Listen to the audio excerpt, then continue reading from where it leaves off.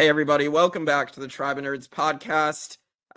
Super excited. Michael wanted to do this. We wanted to go through Michael's Survivor UK game experience. And I was like, yeah, let's do it. So Michael's here, and of course, the host of Survivor UK game, Rob. Rob, welcome to the Tribe of Nerds. Thank you very much, Jake. It's a pleasure to be here. You've gained a new subscriber as well, so I've been really enjoying the content.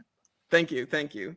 Yeah, we're excited to be here and Michael to talk about the experience that you had, because you've obviously played orgs, you played in my Heroes versus Villains minis, so it's been quite a journey. I've gotten to watch your org journey from the beginning, pretty much, or not exactly the beginning, but I've watched it from Vanquish season 9 onwards. So, and I've been very steadily the same, but never improving. That's my journey. I For people who saw me play Survivor and thought, well, he was kind of a mess, I have made Final Tribal Council. I've made it deep. I am not that bad, but behind me, I've got my wall of shame. You can see all the votes with my name on. I got my idol, that clue that I found, and I've got my idol around my neck. So I've got all my trinkets from the game. So just briefly, about the game as well, like you say, I've played so many orgs. I was so nervous going out to play. It's a big step up, and we'll talk about the physical side of it, which was way harder than I thought. But also, I've talked about on the podcast before, that I'm not as confident as people often think I am. And especially in face-to-face social interactions, I can be quite reserved, and I don't feel comfortable. Sometimes I'm good at pretending I am. So it was really scary, but the general overall summary of the game, I would say, is just I had an amazing time. I apologize for dogs running in and out. And it was just such a joy. We all love Survivor, and they didn't take me on Survivor UK. So to have the Survivor experience, we'll talk about it with the idol, finding that and running around in the jungle like a little chaos gremlin was so much fun. We got so much to talk about. And hopefully I was good casting, Rob. We'll find out at the end of this episode. Oh no! Desperately crave positive affirmation, please. But Rob, so how did you get Survivor UK game going? This is your second season, right? That you had? Yeah. So we originally wanted to do it in 2019, 2020, and then the whole world shut down, and we kind of shifted focus to online, trying to build a community through that. And I was very fortunate to meet people in the Twitter community, meeting people who were local as well to me, which was great, and just trying to build that UK audience up in anticipation for doing something like this. So we kind of, myself and Josh, who was in the first project, we kind of put it on hold, and then one day I was just like, let's do it.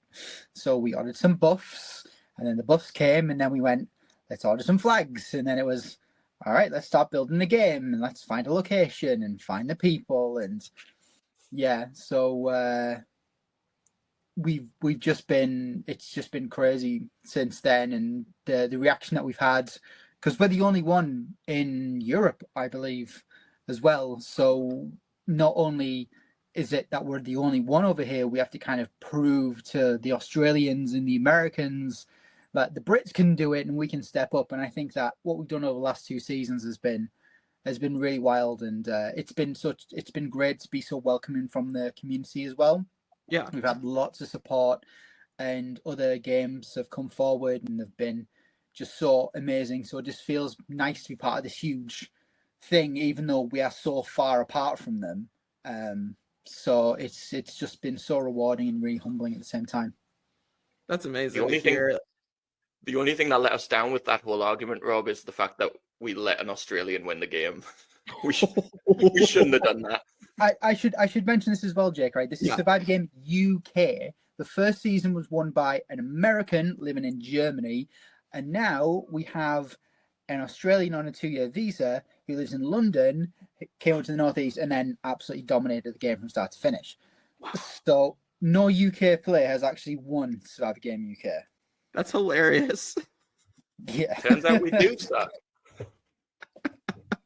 So I mean, let's get into the game itself. So Michael, you guys get marooned. So you have the marooning. How does this go for you? There was so much like nervous energy, and we arrived with like a couple of hours before the game started, and we were all kind of just stood in a circle and people were chatting. A lot of the people I chatted to didn't end up like marooning with me, which was not ideal, but I was confident I could make connections and make it work whoever I ended up with. So Marshall was the person I spent the most time talking to, and I was like, oh well, he'll be good. But Marshall kind of ended up being a bit of an outlier, and I don't know how much we would have played together. But the marooning was so much fun. We got our tribes, and we were thrown like straight into the first challenge, and I wanted to step up and be like, people were very hesitant about the first challenge. So the first challenge was running out, collecting rings, and then making a ring toss. We were separated into pairs, and me and Millie were together, and they were like, who wants to go first? And everyone was like, and so I was like, we can go first. And then you'll be shocked to learn this, Jake, because I've been terrible in every challenge you've ever seen me compete in, but I was terrible in the challenge. I could not throw the thing. Like, my hands were like putty. It was horrible. I think it was just the stress of it. I was throwing it. There was one point, Rob, you like full on Jeff Probst was like, Michael's ring goes nowhere. I was like, don't say that out loud. It was terrible. So we sucked. We didn't get a ring. But then luckily, our entire tribe sucked. We lost like all 4 of those rounds. And it was a complete wash. Embarrassment. Did you think it was going to be close, Rob? Well, it's a good question. When we originally balanced the tribes, we were just like, oh, well, this person is kind of similar to this person. And maybe we thought, we built the tribes like this, it should kind of balance out. I was kind of hoping for like a 2-2 to try and make it fair between the camps. But when you get into that situation and your hands turn to jelly and suddenly the matchups aren't exactly who you should necessarily be partnered with, then that creates kind of an association. So I expected it at least to be 3-1. The fact that it was 4-0, it did kind of set some alarm bells off my head. Maybe I was like, maybe Fossetti's going to need a little bit more help here. But you proved me wrong moving forward. And a lot of the cast in this game, Jake, just really proved me wrong from start to finish, which makes it such a really fun season. And also it kept me on the edge of my seat as a horse as well. That's amazing. I know from hosting live games myself how that goes, and just like and even playing them, like I have the same feeling sometimes where I'm competing and everything just turns to jelly. So yeah, your heart was pounding, like you step up and you wait for the survivors ready. Like I'm halfway down the course and my heart's going like this, thinking, please just get some rings, and unfortunately it just didn't happen for Michael. And then, but also the part people don't really appreciate unless you've done something like this. The first part of the challenge is you're sprinting to get the rings and then sprinting back, and then you've got to stop and throw it. So it's like your adrenaline's up from running. It's like trying to steady yourself and be able to throw the ring. It's a lot. Like this game is going to throughout it like newfound respect for all the people that actually play Survivor out on the island, because we were exhausted like throughout it, and it's so tough. So to be actually out there on the island, newfound respect to all the people on the podcast that I have talked about being rubbish for the past year on the podcast. I feel so bad because I was rubbish. So then you guys do have some other reward challenges, but I think the important thing we should talk about first is you finding an idol, Michael. Yes. Yeah, so after that challenge, we go to camp. One thing I didn't cover in that last challenge, so each point that you won, the other tribe got an element of a reward. So a better camp, some extra food, flint, fire, and comfort, I think was the other one. Yeah. So we lost all 4. We were trying to divvy them out the best we can. So the upshot was we got the bad camp. We'll get into it. Turns out our camp was probably the better camp. Our camp was pretty good. But so our camp was a much further walk. It was a little hollow in the jungle. There wasn't a great deal of space, but I loved our Forseti camp. It was so much fun, and just again, the reason you sign up to these things as a fan is you want the Survivor experience, and to be out there in this little hollow, we had like a tarp and setting up camp, and it really did feel like we're on the show. And I was not looking for an idol. I was not remotely even looking for an idol. There was a big log that kind of covered. It was really thorny. There was nettles everywhere. And it was just kind of in the way of where we wanted to set up. So Jonah lifted one end and I lifted the other end. And I lifted up and I just saw a white package with like a little red mark on it underneath the log. And my heart was pounding out my chest. So the problem was I was facing out into the jungle.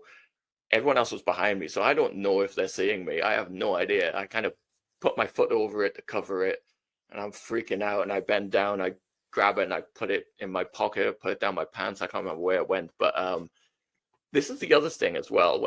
When you talk about Survivor, you're used to seeing the edited show, so you see them find the idol, and then you'll cut to the confessional of them excitedly opening idol.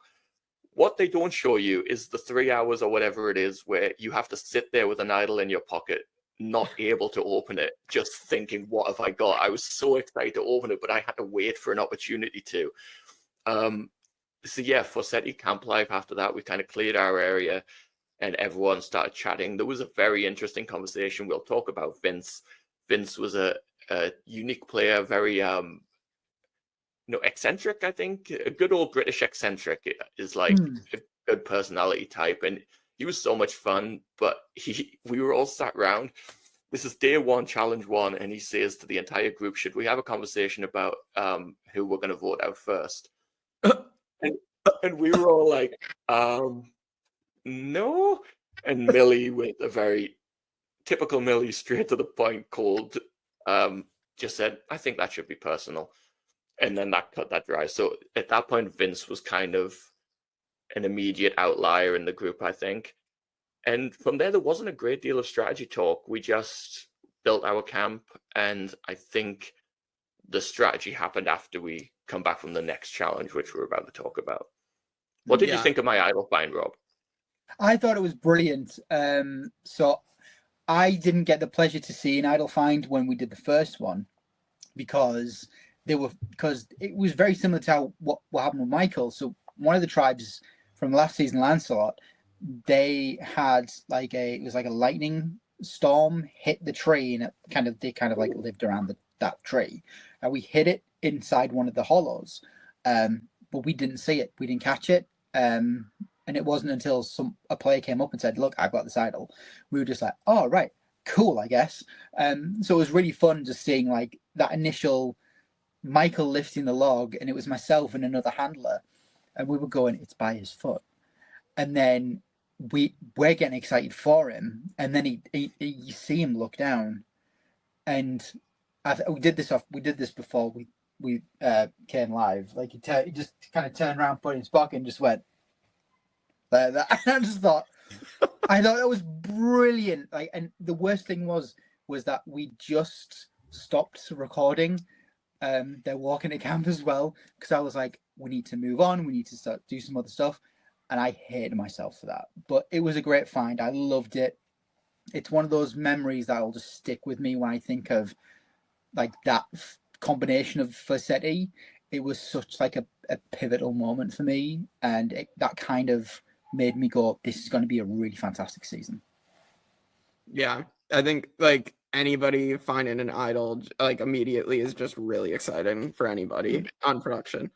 So I made a joke, Jake, before we started that I'm probably going to end up being like Nash from Brains vs. Brawn 2. And to be honest, like, not too far off. That's fair. I mean, did you go to camp and tell everybody you just had an idol? Or did you not do that part of Nash's gameplay? I didn't do that part, but we will get into the paranoia that an idol can cause. But I think it comes after the next challenge. But yeah, the idol played on my mind, and I did have some conversations that I maybe shouldn't have had. But we will get there. Yeah. So then the next reward challenge, you guys have Brawlhalla. So I saw the pictures, and you were exhausted in one of them. Yeah, Yeah. I mean, this was tough, really tough. And again, we shouldn't have been that hungry, but it's been hours where out there in camp we have no food, we have no flint, we couldn't cook our rice, and we were like depleted already. So it was tug of war, and we had to pair up with somebody. I got paired up with Spencer. There was some crazy matchups where it was like really difficult and it went for ages. I think like Jonah had a really tough matchup. The first one, is it Marshall and Vince, which was like a Clash of the Titans, and it just Yeah. seemed to go for ages. They were depleted. Spencer completely tricked me.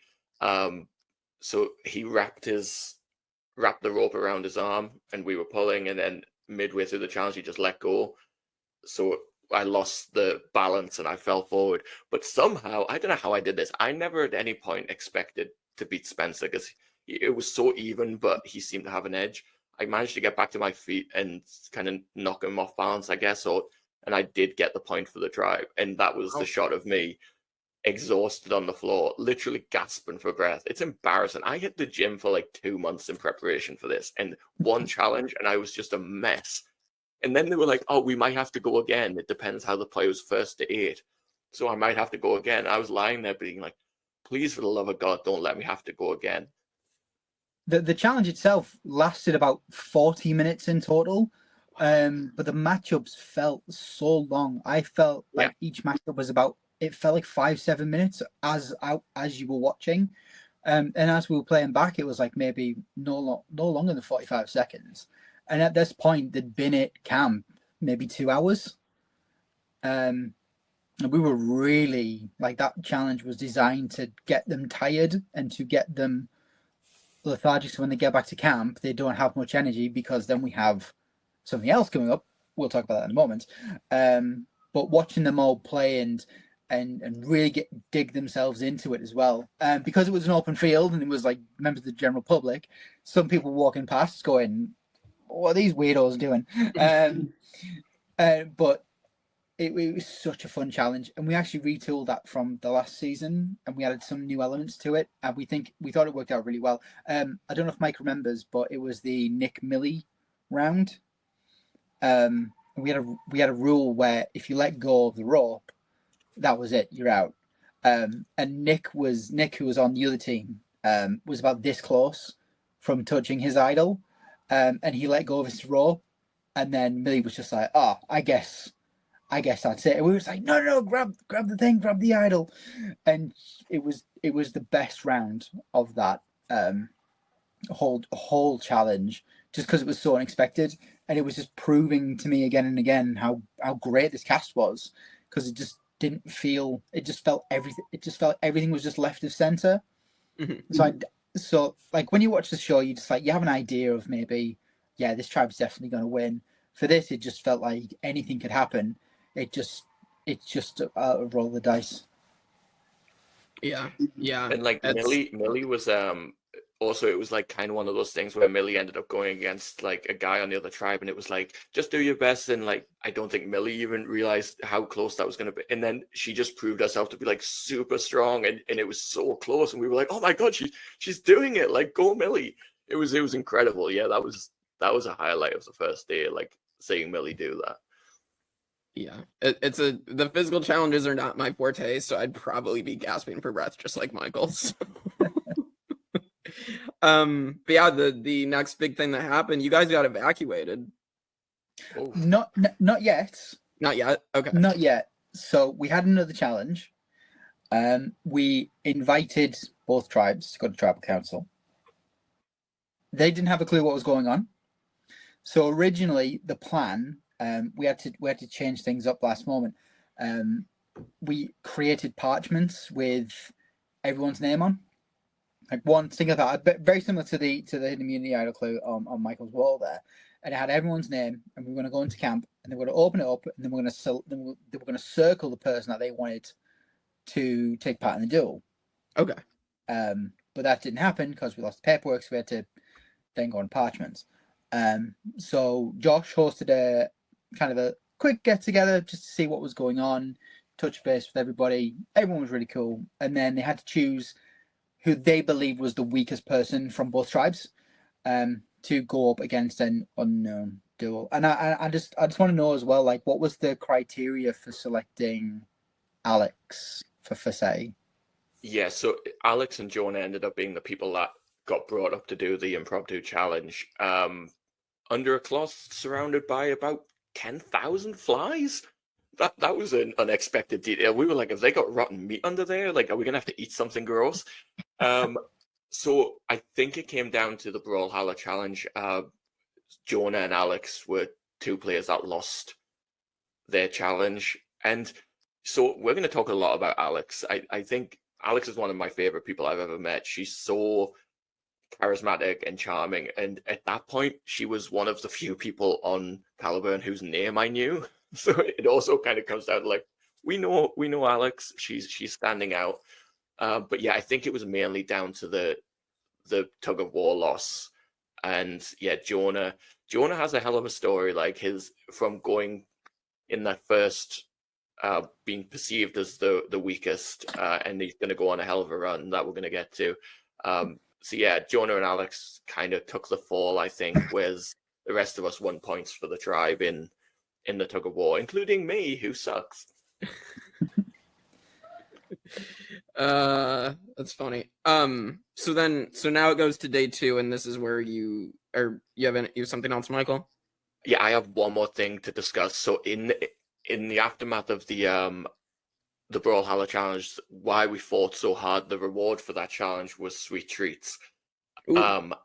And we had no food, and we were very hungry. We also got our flint because of winning that challenge, so we really needed a challenge win.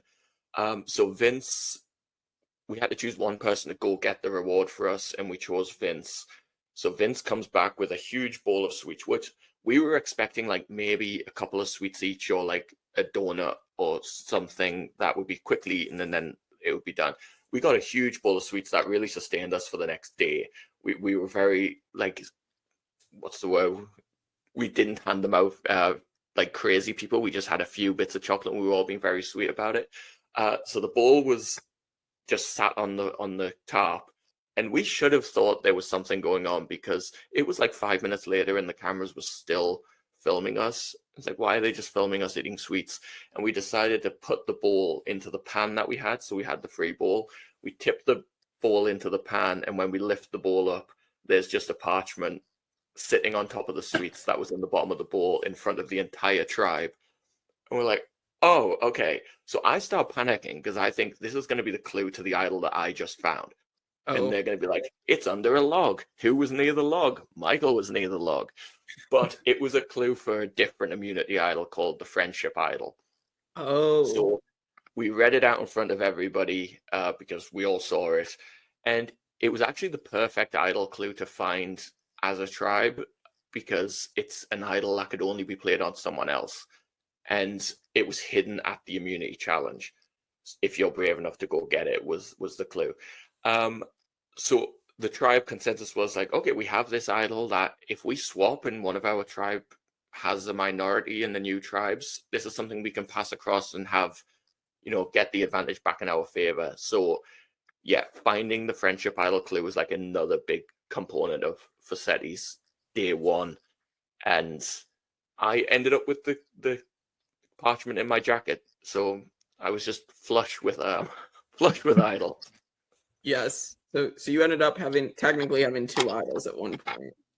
I physically had 2 idols at one point. We'll get to my epic retrieval of the friendship idol. But that's day 2. Okay. So so then do we go to the evacuation, or do we have the next reward challenge before that? How did that go? No, so we saw the evacuation. Drop it. I know. So the situation, what happened there, the land that we have to use is about a mile long, and there's some kind of hidey hole areas, and when we went out to get these locations, I was like, this is perfect. This is going to be for Tribe 1. This is perfect. It's going to be for Tribe 2. We didn't really know what to do with what kind of campsite, whatever.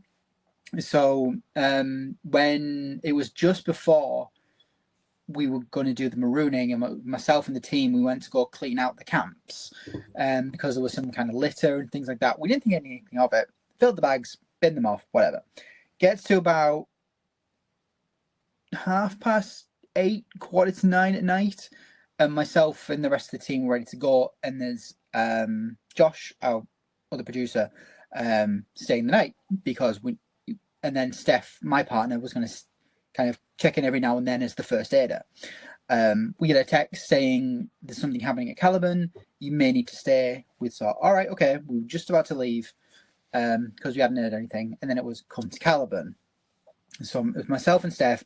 We run to Caliban camp, and there are some kids there. There's 15, 16-year-olds. In the UK, you finish our version of high school at 16 years old, and they wanted to blow off some steam. They'd been there before. We tried to reason with them. The other producer didn't really help with trying to calm the situation down.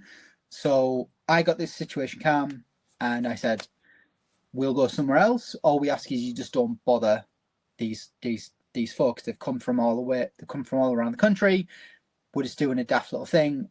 And they went, yeah, absolutely cool, fine. So anyway, shook hands. I dismantled the camp, went off to the secondary site.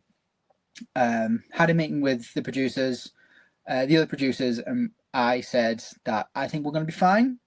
But people had been talking into one of the players' ears, and it really flared up their anxiety. And it didn't happen that they were saying stuff to the players that was kind of like hyperbole and like trying to exaggerate the situation, and I didn't appreciate that.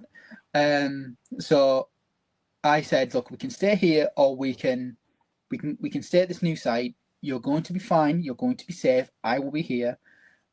They're not going to bother, or we can evac. And everyone was in agreement apart from one player.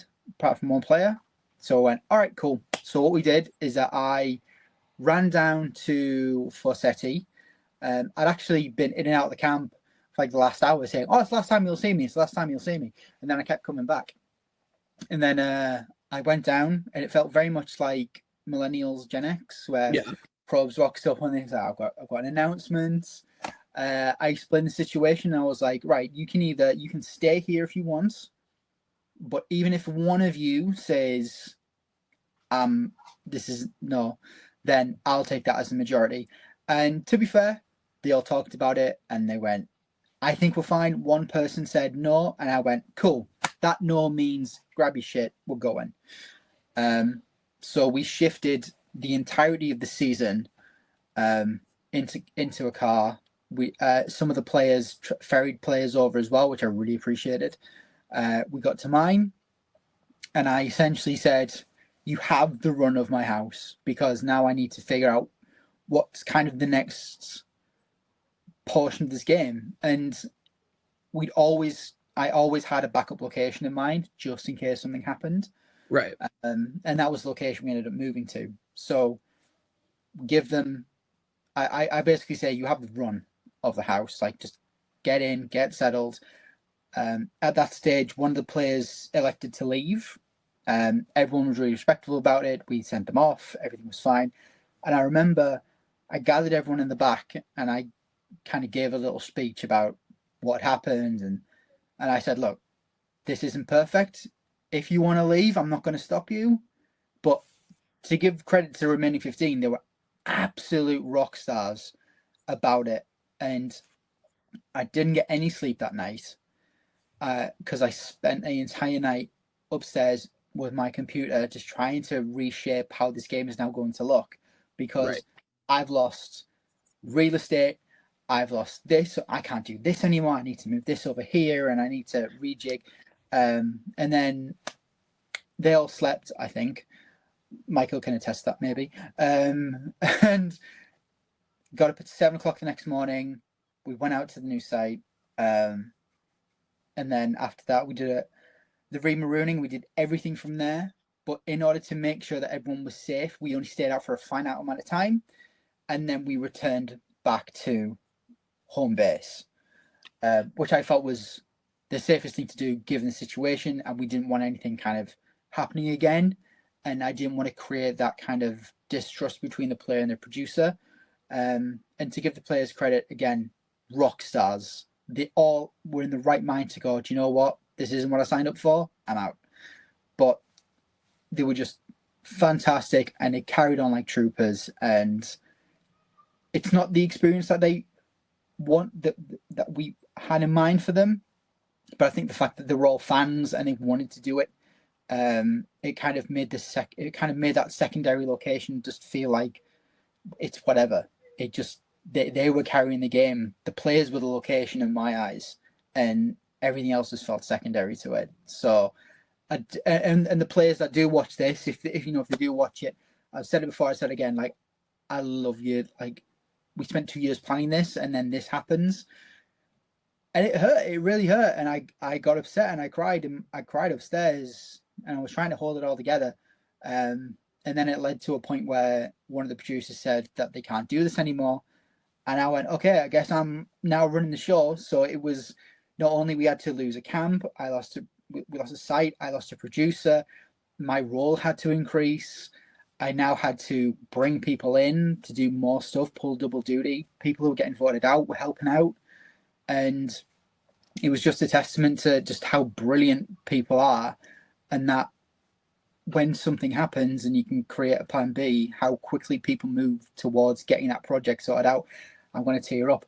But it was brilliant. I loved it. And it just proved to me how much I loved this daft little TV show, and all the people that wanted to come out and play, that believed in the project as well. And I'll never get over that. And, that was just, it was brilliant. I just can't say anything else other than that. I just loved it. And yeah, I'm going to start crying. I apologize. You're good. You're totally good. No, it's crazy that all that stuff happened to you guys. Like the production side of things don't always go perfectly. It's you're out there playing in a place where there's public, that you can't control everything. I've had a thing on this podcast where I'm kind of just chaos, and maybe got a little bit of the Russell Hantz about me, where there was a part of me that's like, if people want to quit, they can quit. I'm going to sleep in the woods and I'm going to do this. But like, it was a very real situation that happened. And when you can see there was people, Vince wasn't, happy staying there anymore. And I think if Lewis was someone who also maybe wasn't so happy with it, but maybe didn't voice it, and then once Vince said, he also opened up about it. So it became a thing where it was like, people aren't comfortable here. We're all here for this experience, and the experience is the main thing. And if it has to change a bit, it has to change a bit. And we went out, and I think we all appreciated, we could see everything that production was doing to kind of, change on the fly and adapt to what was happening. And I know I can speak for everyone on the cast when I say that we all had a great experience. It didn't look exactly like we thought it was going to in terms of sleeping arrangements or whatever and stuff like that. But that's not the experience. It's going out there and playing Survivor and spending time with these people and doing the tribals and the challenges and everything Survivor related that we signed up to do, we got to do. So it's something that happened, we adapted, and it's fine. And I know that every single person had so much fun. Like I've not heard anyone like upset about it. It's just something that happened and we adapted to it. Yeah. And don't beat yourself up, Rob. Like I know it was tough on you. Like you did such a great job. Like everyone in production, you gave us an experience that we all loved as fans of the game. Like I know it was an emotional thing for you. We'll get to, final trial down the line and what an emotional weekend it was. But, we had a great time. Yeah, for me, and this is the last thing I'll talk about it. It's just, we try and keep the cost low so it's more accessible for people. And it was I just felt like at the time I wasn't delivering on what the experience was. and I thought everyone's just gonna say fuck this, I'm out, and they were well within the right to, and ask for the money back, whatever. But it was at the time it just felt like the world was on top of me. I don't think I could have got through that if it wasn't for the players and the production and everyone just going, okay, that's fine. And you know, everyone there was superstars, and they'll always hold a special place in my heart, and that's why I love doing this. Yeah. I'll remember that when you're planning All Stars. So then you guys had the first round, so you had another award challenge and an immunity challenge. So you had Thoughts and Crosses and a bit tipsy. So how did that first round go? So we were very proud of ourselves that we worked out the Noughts and Crosses reward challenge from the tree mail that we got, because it was like naught was spelt like Noughts and Crosses, and then it was like you'll have to cross, and we were like, it's gonna be Noughts and Crosses. So we made Noughts and Crosses out of our like sticks, and we made a board and we came up with a strategy. It's like if we go here and then we go here, we can't lose. And then unfortunately it was the thing where you've got to run down. Forseti and rings, not a good combo. Whenever there was rings involved in a challenge, we lost. It was like you had to run, and the first one to make a line of 3 wins, but it's you're running and then your next player runs, so it's not one person places something the other team does. If you're fast enough, you can get 2 in there, and we won the first round, and then much like the first challenge, we lost everything else. So we didn't win energy drinks, which Vince, shout out to Vince, I think he talked about his love for Monster several times a day, and he didn't get his energy drink. So was that no, that was so the immunity. That's where I got the friendship idol. The immunity challenge was a bit tipsy. Which challenge was that, Rob? Sorry. So it was a block balancing one. You had to race out, get the blocks, and then so it's based off of a survivor challenge. Yeah. Where you have a rope. So 3 people had to race out, grab blocks, and then the remaining had to put at least 1 block on, have a rope, and they had to bring it over, stack it on, things like that. There was a caveat to this challenge as well as the reward challenge. We introduced a new rule regarding sit-outs. So typically the tribe that has the majority number would always sit somebody out. They can't sit the same person out in back-to-back challenges. And when we were doing the planning for the season, we were just like, well, they'll just sit out, you know, someone who will be better in the immunity challenge. And we thought, why don't we just let the tribe in the minority decide who the sit-out's going to be, just to try and level the playing field out a bit. They're already down 1 member. Let's try and make it so it's a bit fairer. So that was a pretty cool wrinkle that we introduced into the game. But the winner of the reward challenge also to give an advantage, a disadvantage that they could give to the other tribe as well. And that was pretty cool. I think it was either Michael or Vincent. I can't remember who. So we gave the disadvantage over to the other tribe, and I don't know if it was you or if it was Vince, but someone kept tapping me on the shoulder, saying they're trying to untie their knots before the challenge starts. And I kept going, like getting knots and going, fuck off. Yeah, that wasn't me. So my theory. So we got the disadvantage we got given was a length of rope with 10 knots tied into it. So my thought was that they're gonna have to untie these knots before the challenge, and maybe it's like a knot untying challenge, which was what they did have to do. So I was the opposite. I was like tight, like yanking the knots as tight as possible so that they couldn't untie them. So I didn't realize someone was also trying to untie them. It was very annoying. But the challenge itself, the bit tipsy, it was originally going to be 6 blocks. It was going to spell the word immune. But we had so where this new site was, it was a bit like a wind tunnel, because it was very kind of sectioned off from everything else. So partway through the challenge, people were getting to 5, and then they just couldn't get the 6 because of the wind. So we changed it to the 5 instead. And then I think at that point both tried to drop the stacks, and then it was okay. We're now doing 5, and then Caliban came out of nowhere to win, which was a shock because Facsetti was so close, and they were kind of tied up all the way through. And I think it was just sheer luck that Caliban managed to get that 5th before Facsetti. Yeah.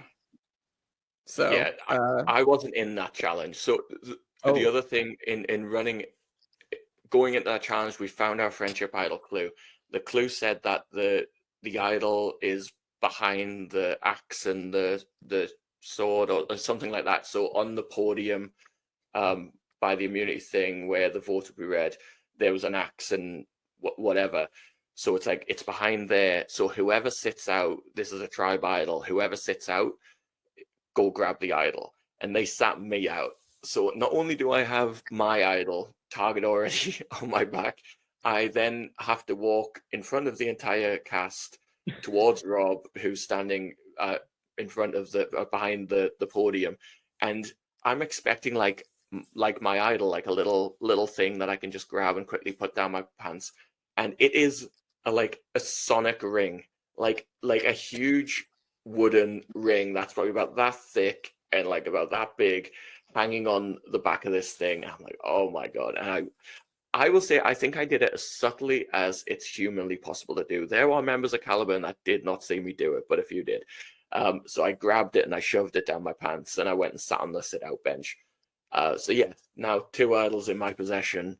It didn't work in my favor, but I think Caliban misunderstood that I was trying to, get something for myself, where it was very deliberate that we wanted them to see, we wanted it to be something that sows seeds of confusion, that they know there's an idol there, they don't know how it's going to be played, and if we get into a swap, it causes a bit of chaos that they can't control. So it was all part of the plan. Unfortunately, I don't think it benefited me that I was the one that had to pull off the plan, but at least I got to hold 2 idols. That was fun. And it was really funny as well because I had my hand on the podium, and then I'll just say Michael saunter over. At this point, I completely forgot about the friendship idol, and all of a sudden, I just feel the table go like, and I was like, okay, and I was like, oh shit, is that?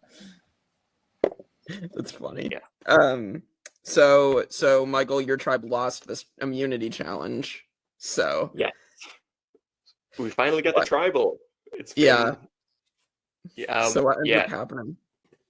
So in the run-up, I think it was pre-challenge, but it's important.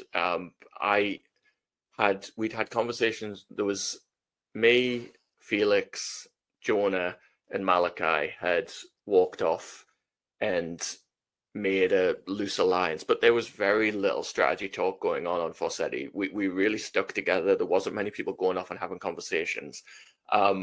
When we won the Flint, we discovered kind of this cotton or fluff, I don't know what it was, on nettles that burnt really well. So me, Felix, and Jonah went up to get more of it. And I really wanted to work with Felix.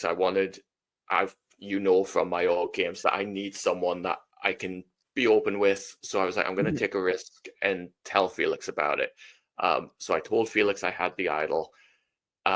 He said, secret safe, I won't say anything. And to be fair, he didn't spread it around the camp. And then there was a whole other wrinkle where having an idol just stresses you out. So when I picked up the log and found the idol, the other person holding the back of the log was Jonah. And I was facing this way, like I say, I couldn't see if I was being watched. And purely coincidentally, because he didn't see me get it, there was about 4 or 5 times where Jonah said to me, like, do you think there's an idol in camp? Like, I wonder if there's an idol. Do you think anyone has an idol? And I'm like, does he know? Like, I do believe he wants to work with me. Is he kind of saying if I'm going to be honest with him? And it turns out he was just asking about the idol. He had no idea. So at that point, I was like, I think because I want to work with him, and if he does know I'm dead in the water because he knows I'm lying to him, I'm better off opening up to him about it. So I did tell Jonah as well. So Felix and Jonah both knew about the idol going into that first tribal council.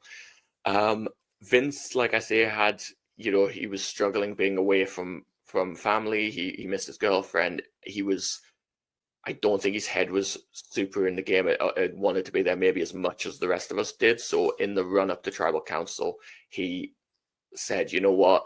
You guys all want to be here. I'm happy to be the sacrificial lamb." So going into tribal, we were like, "Okay, cool. He wants to go. I'll happily write your name down, Vince, and I'll see you later." On the way to tribal, he says he has a complete turnaround. He says, "You know what? I want to be here. I don't want to be voted out. Let's vote Lewis." And we're like, okay. So then he goes up and starts throwing Lewis's name out there to the girls. And me, Malachi, and Felix are at the back. And I was like, "Does that change anything for you guys?" And Malachi's like, "No." So it did continue down the path of Vince going, but I think it also did put it out there. It had already been building a little bit that, like, if we had to go again, Lewis is probably the next logical step. But at that tribal, Lewis did not receive one vote from Vince as we expected. He received 2 votes. So that was something that Lindsay, I believe, was the second vote for Lewis. She just threw it out there just to rattle the guy, just to be a bit chaotic.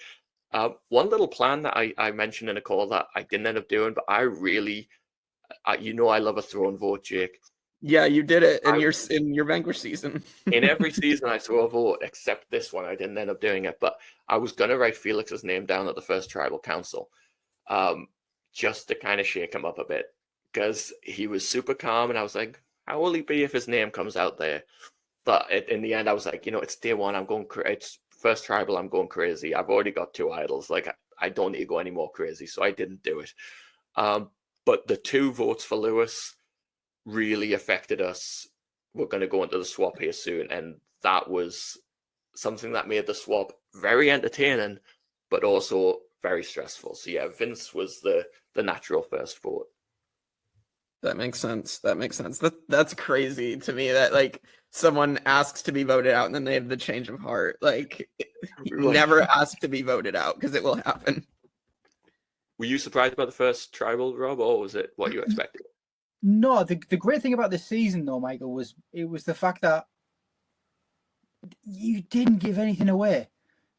Like, it was getting to a point where I was going, look, there's got to be a name, and no one was telling me anything. And because I wasn't getting any information from camp, it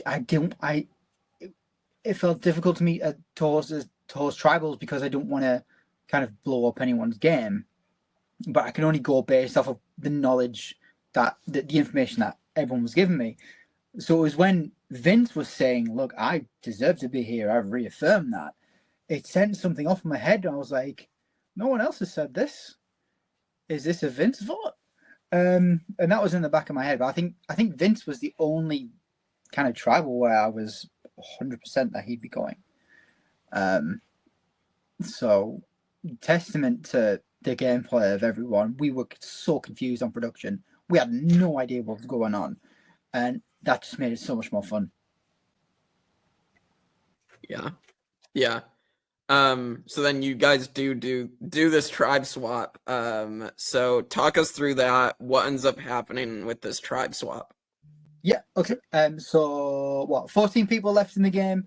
Yep. Vassetti come back from tribal, and we go, right, 5 minutes.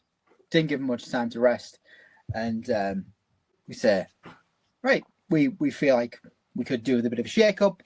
Go and do a tribe swap. So everyone gets rid of the bus, blah, blah, blah, blah, blah. They're expecting a bag, take one out. And it was a case of, no, let's do something cool. And this was an idea I thought of like a couple months before we started production. It was a coloured dye, one red, one yellow. And I'm fuming because I actually lost the original dice. I had to make new dice the day before the game. I was furious. So there was a hand symbol, which means you'd stay where you are. There was a swap symbol, which means you would stay. You would swap tribes, and then there was a question mark, which means you would pick which tribe you would ultimately join. So it was cool because we didn't want to. We just wanted to do something a bit more different, a bit more fun. It would give castaways more agency as well to kind of pick and choose where they were. and then subsequent choices would be chosen by. So if I rolled, I would then choose the next person from my old tribe to then roll, and so on and so forth. And it was a cool little twist. I want to get Michael's take on it. Yeah, I agree. It was kind of like a mix of how 2016 Australia did the swap, the first swap, where it's like you can stay with your original group or go somewhere else, but then there was also the element of you might not have agency, you might get switched somewhere else. So it was like a fun little mix of all three kinds of swaps. I really enjoyed it. I was just really excited to swap. I think one thing about the the night one stuff is it brought us into maybe more of like a one world situation that wasn't initially part of the plan, but it was really cool because it made relationships more dynamic than just what tribe were you on originally. So when things shaked up, it was like, okay, cool, there's so many people here I want to play with and talk to. So I was really excited that it was such an early swap. And it was also really cool how it shook out, where you had, on my new tribe, you had 4 original Faceti, including Lewis, who had just been voted for twice at the previous tribal, in a minority of 3 old Caliburn. And then on the flip side, it was the inverse of that, of a majority Caliburn and then a minority 3 Faceti. So it was like, it was two tribes where there was such a fine margin between them, where like one person could flip and really shake up the game, which nearly happened. Also at that point, I was stood next to Malachi, and when we saw that it was a minority over on the new Caliburn, including him, that's where I apologized to anyone who held the friendship idol, because it's been so long down my ass, but I took the friendship idol out of my ass and shoved it into Malachi's pocket. And so the new Caliburn ended up with the friendship idol. I had the full powered idol, the regular idol on our new tribe. So yeah, that was how that kind of shook up. Wow. We do love when people swap idols. There was a lot of swapping. Yeah, pull a David and Sean. Yeah, except it was real. There was also another swap I should mention. So there was another advantage, which was a tribe switch that Marshall ended up getting from the mock vote, and Jonah ended up getting from winning that individual challenge, right? Yeah. So you could, like a Jonathan Penner mutiny, you could mutiny over to the other tribe at any time you wanted, up until final 13, somewhere around there. So that was also passed from Jonah to the minority on the new Caliburn. So there was 2 advantages going to new Caliburn passed over from our tribe. We were advantage heavy. Wow. Causing your own version of advantage get in. Yep. Cool. Well, so then you have the final 14 immunity challenge, 30 and Hurdy. So talk about this. Wait, do you want to do this, or do you want me to? You go. Okay, so the title of 30 and Hurdy, this was because we assumed we were going to be at the old site, but because we are now on time constraints, we had to reduce the time in this by a third or 2/3. I know, I'm not good at maths. So it was going to be half an hour. It was going to be originally half an hour. Oh. So it was 2 tribe members from the tribe, like one on each side. They had to lift a plank with their foot, and then they had to stay there in that position, legs elevated. Because you had to reduce it, it would be 10 minutes. And you had to try and drop it as close to the 10 minutes as you could. If everyone went over the 10 minutes, then the person who was the pair that has dropped after the 10 minutes would then win immunity for the tribe. We had a sit out rule in this game as well. So the opposing tribes had to sit out somebody from the opposite tribe, and then the loser would go to tribal with the necklace and would be safe. It was a fun challenge. You could see the pain in a particular gentleman's eyes here. I was in no pain. Do you not know what I did? It looked like you were in pain. Do you not know what I did? No. I threw the challenge. Do you not know throwing challenges don't work on Survivor? It did. We got Barney out. I mean, we're going to get into it. It did backfire quite badly against me. But so yeah, I was very concerned about the minority on the new Caliburn with our 3 Faceti members. So I was like, we had a conversation, me, Jonah, Felix, that like, do we throw? But we never agreed to throw, and they didn't throw. Felix was sat out, right? So it was just Jonah. Yes. But Jonah really dug in, and I felt bad because him and Alex really gave it their best, and they ended up going over the 10 minutes, which is why we lost. But I was paired up with Barney, who we saw as a threat from the old caliber, and we really wanted Barney out. And he was fighting so hard, and I was desperately trying to like nudge the block out of my feet, but he was pushing so hard that I couldn't even drop it without it being up. So I just kept nudging it up my feet, and it slipped, and I dropped out. And I was like, oh no, I dropped out. I'm in so much pain. I was only in the challenge for about 3 minutes, I think. But yeah, I was like, I don't want to win this challenge. We need to go to tribal and get rid of some old caliber. We did lose the challenge, but then do we get into the absolute chaos of that scramble? Go for it. So, like I said, Lewis had his name written down twice. We had built a strong relationship with Alex. I had a long conversation with Alex in the night 1 stuff. Alex did say, like, initially, me and Alex were closer, but then Felix became very close to Alex, which ended up working against me later on. But Alex flipped over to our side. She was willing to get rid of Barney. Everything's cool. We're going to vote for Barney. We have an extra number we could even work with. So, like, we could put votes elsewhere if we want. Everything's good. Literally about 2 minutes before we leave, Alex comes up to me and says, everyone's voting for you. Lewis has flipped, and they're all writing my name down. So we've spoke to our buddy Eden on the podcast, and in Titans versus Rebels, when Eden hears his name for the first time, it's like this frantic, like, oh my God, you can't prepare yourself for the first time you hear your name in Survivor. Right. So when I heard like my name was out there, I feel like such a fool. I've just tried to throw this challenge, and now I'm going to be targeted. And secondly, how do I avoid my name being put down even once? So I've done this in orgs a few times where I've got an idol and I can cause absolute chaos. I think people misunderstood what I was trying to do with that tribal, and I know it gave me the perception of someone that was frantic.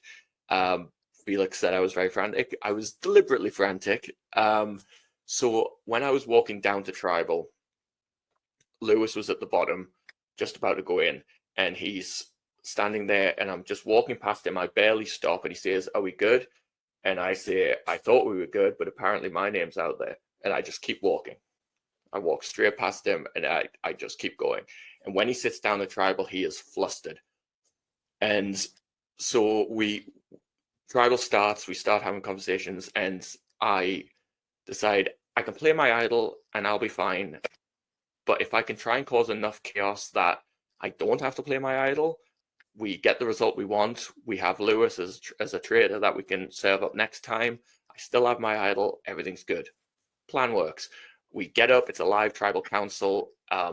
I go to Barney and I show him my idol, or I tell him about my idol. I'm like, I know there's pressure mounting to put my name down. I'm playing this tonight, and I'm telling you right now, if you write my name down, you're going home, because the majority will be on you once I cancel my votes.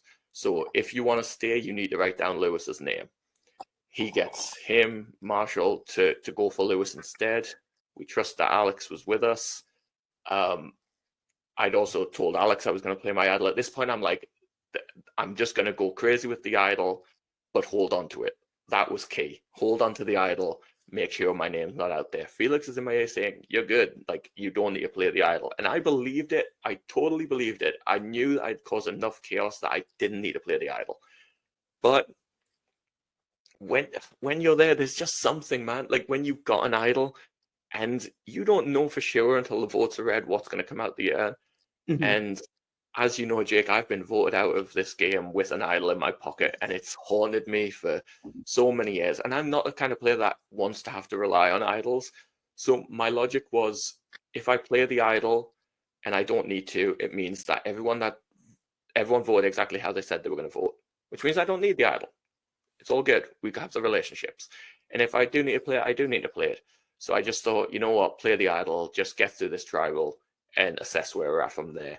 But that was a fatal mistake in my game, and it's where my game completely unravels. If I kept that idol, the entire game is kind of different. So unfortunately, I can't say I played amazing. I did this, I did that. I fumbled under the pressure, and I made a move that I shouldn't have made because I was stressed.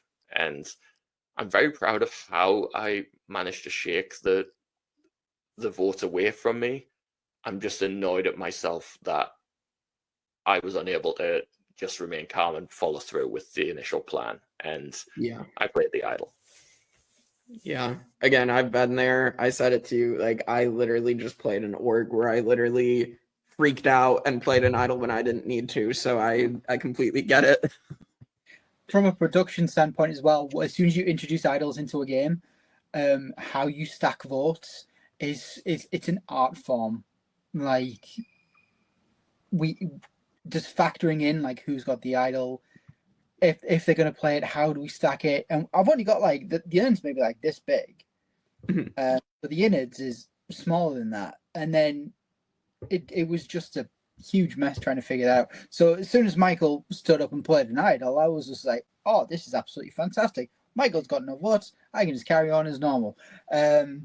So thank you for alleviating the rest of the season for me, because I was panicking. But it was a good play, and I think it did show Michael's kind of loyalty, and I think it helped drive the kind of late stage of that pre-merge, for sure. And if anything, it did insulate him a lot, which I thought was a really good move in hindsight. And also, I think I'd be more hesitant to do it if there were players there that weren't aware of it that I wanted to work with. So I felt comfortable playing it because Felix knew I had it, Jonah knew I had it, and I just told Alex about it. So if I played an idol that they didn't know I had, then all of a sudden it's like, where'd you get that? Why didn't you tell me?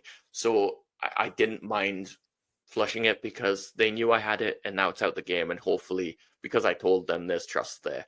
But I think the swap, the Facsetti swap, was pure entertainment from start to finish. Like, this isn't even the most exciting tribal. The next one, oh my god, strap in.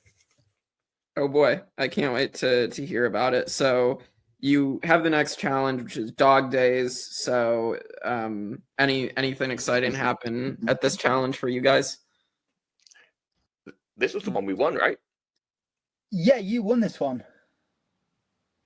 Okay, well, congratulations. my one tribal win pre-merge. Yay.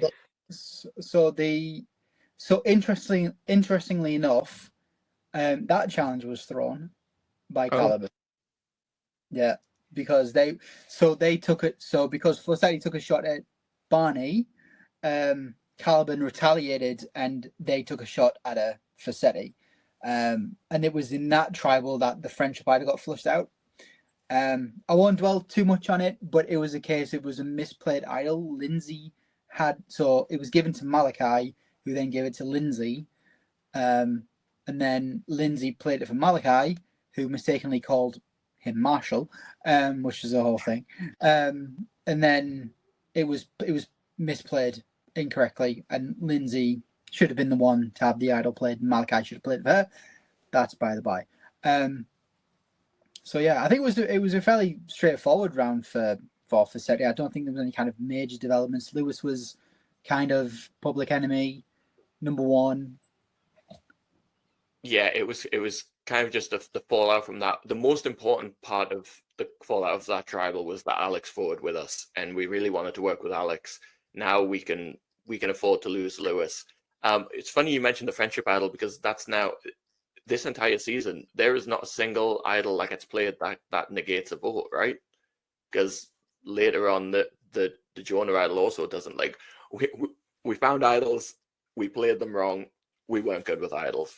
So yeah, we were expecting at that after that challenge for someone from New Caliban to come join us because we handed the tribe switch. So the plan that we had was someone's going to get the idol played on them, someone's going to switch over onto our tribe, and hopefully they get a Caliban out. But that advantage never got played.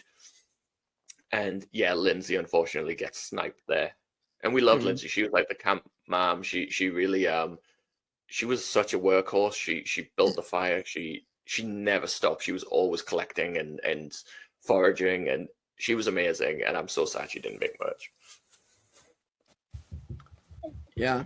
Well, you at least don't have to go to tribal, but now we get to final 12, and I see this one is double on board. Yeah. So talk about this. Yeah, so this was the last challenge of the day. I think it was the hottest part of the day as well. Yeah.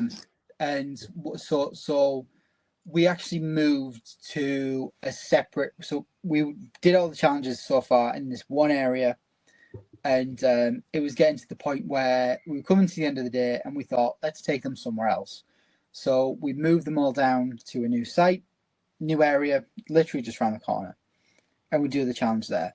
It's a variation of kind of holding something for as long as you can, but we introduced an element where it was on different levels. So you started with the ball and the plank really close to you, and then every couple of minutes, change the interval, and then you had to move it forward, and forward and forward and forward until either the ball drops or you're last person left standing. Michael had a really good strategy. He had a very supermodel, pose where he was like, it was like his arm was your arm over across your body as well. Everyone else was just holding it like this, and Yeah. my thought was like, that's going to tie your arm more.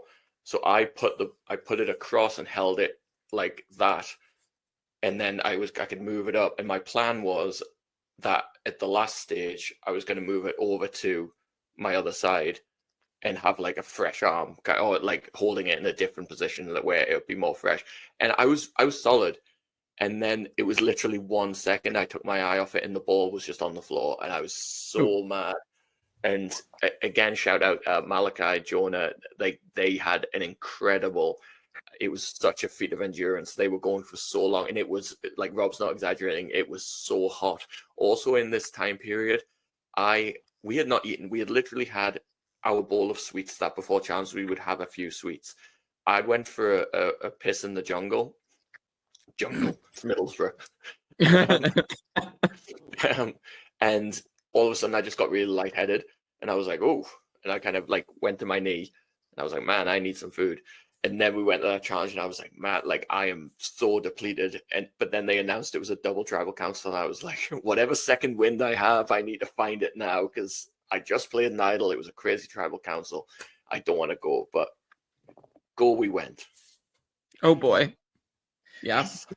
So I should preface this, Jake, by saying that this tribal, the double tribal, can I swear in this place? Yeah.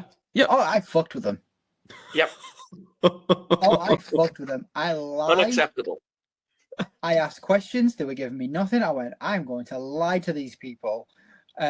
Just for the fun. Everything was straightforward. It was going to be the two highest vote receivers. They assumed that, but when I was at tribal, they were giving me absolutely nothing. I couldn't figure out what to do with them. So I thought, you know what? Let's throw a wrench in the works. So I lied and told them about how the devote mechanics was going to be different. Michael's face, I think Michael, if he had the energy, I think he would have ran over and spun my jaw off. I did the so Jake, a famous thing on our orgs that we played, Jake hosted an org, and after he announced a twist, I said, "What is wrong with you?" I said the same line to you in that moment there, Ralph. But it was really good. But it created this beautiful like live tribal. And the thing that I liked about this season when it came to live tribals is that people just didn't stand up. They were just like, can we make this live? I was like, this is your tribal. You go nuts. And so I got to watch from like the perspective of Jeff and GLP, which was great. I didn't hear anything. So if Michael can expand on how that thought went. Yes, so we assumed my specialty. If there's one thing I'm good at in Survivor, it's navigating a double vote. I've been a part of a bunch of them, and I've never had my name written down. all right at that thing. So I wasn't too stressed about it. We could organize it. I trusted Alex. We had Felix and Jonah. So it was pretty simple. We just need to stay solid. We put a split vote on Marshall and Lewis, and we get out of this and we get to merge, because this was a double and we were going to go from 12 to 10. We knew it was the last challenge of the day. So we're merging after this. Let's just get through it. And then, yeah, Rob says it's not the two most vote getters. There's going to be 2 urns, and you have to decide which urn you're going to vote in. So then it became, we need to have the majority in each urn. So I'm running around. We're saying, okay, me and Alex, we vote Lewis. We're going to do it in urn A. You and Jonah, you vote Marshall. You're going to do it in vote B. And then we sit down and Rob says, there's just 1 urn. We're like, what are you doing? What's wrong with you? So yeah, it was pure chaos. But I'm really proud. Like, when I look back at the entire game, this tribal is the highlight in terms of the gameplay and what we achieved, because the way we navigated that vote was very well done. And another little wrinkle in this, Marshall has the switch tribe advantage that we talked about. He completely misread it. He could have switched the tribes and went over and left tribal council. He didn't realize that that's what he could do. And if he did that, again, chaos. We're probably running around chatting for another 10 minutes. But luckily he stayed. We, again, on the physical side of things, I don't think I can accurately tell you how stressful, how depleting it is, and how hungry and exhausted you are. So I ran to Felix in the chaos of it all to say that he needs to vote for Marshall with Jonah. And in my head, I could not remember people's names. And I was like, you're voting for Jonah. And he was like, Jonah? And I was like, no, not Jonah, Marshall. It was like, I could not get the name straight in my head. But yeah, everything goes to plan. We told Lewis to vote for Marshall. We told Marshall to vote for Lewis. And it ended up, none of our names came out of the urn. It was 3 votes for Lewis, 3 votes for Marshall, and we get ourselves through. But that was a lot of fun. That was such a fun tribal. Yeah, sounds like it. That'd be something that I'd be scared to be a part of, but also excited. So so yeah, now you go on to day 3, Michael, and this is your demise. This is your round that you are gonna be voted out. It was so much fun up until now, wasn't it? I will shout out Merge Feast. We got chips from the chip shop, which we so needed, like some nice hot salty food. It was so nice to actually eat. There was a lot that happened in terms of merge and coming together. Lewis had told me that Malachi had blown up the alliance of 4 that we were in. So I no longer trusted Malachi.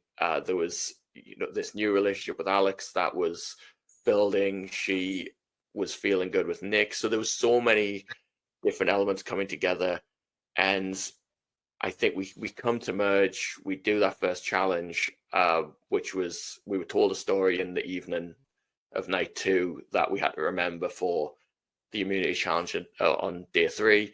I couldn't remember anything, but I somehow managed to get myself to like late in the challenge. Could have used it, never mind.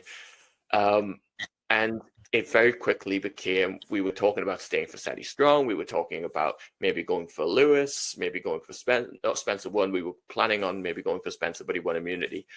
And then all of a sudden it just became about me versus Malachi and all the drama from that. And Malachi comes to me and says, I hear you're voting me out. I'm like, no, I'm not. People are lying to you. I said nothing about your name. I don't want to vote for you. I heard from Lewis that you were, undermining us on your new tribe. So it was kind of a breakdown of Faceti, and it got to the point where the people that wanted to work with me had no real option to save me, and all of a sudden it was a dog pile, and I go out in unanimous fashion, which, if you're going to get killed, at least get killed from everyone. I'll take it. I just feel like in unanimous votes, I feel like it's not going to be beneficial for somebody to join in on a dog pile. Like, very often it isn't. Well, the people immediately after me, maybe not. Yeah. So Yeah. I was really keen on. I really wanted to work with Alex and Nick.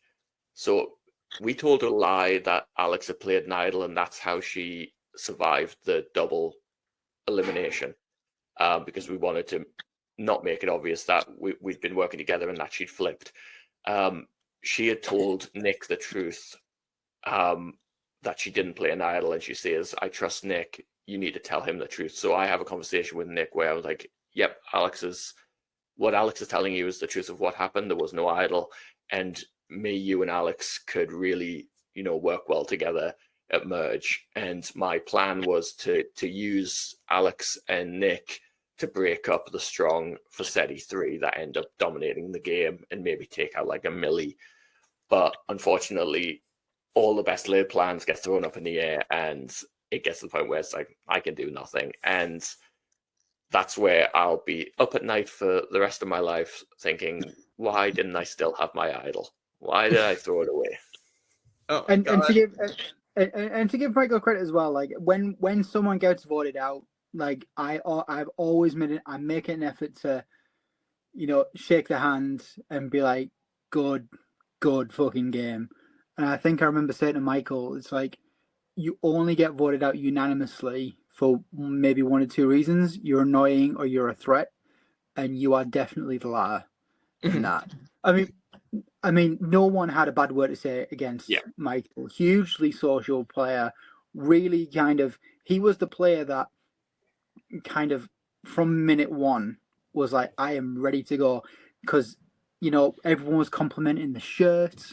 That's the shirt he wore for the game as well. Like, all the production crew were just like, who's this fancy guy in this lovely shirt? And it was just, he was just synonymous with the whole Survivor experience as well.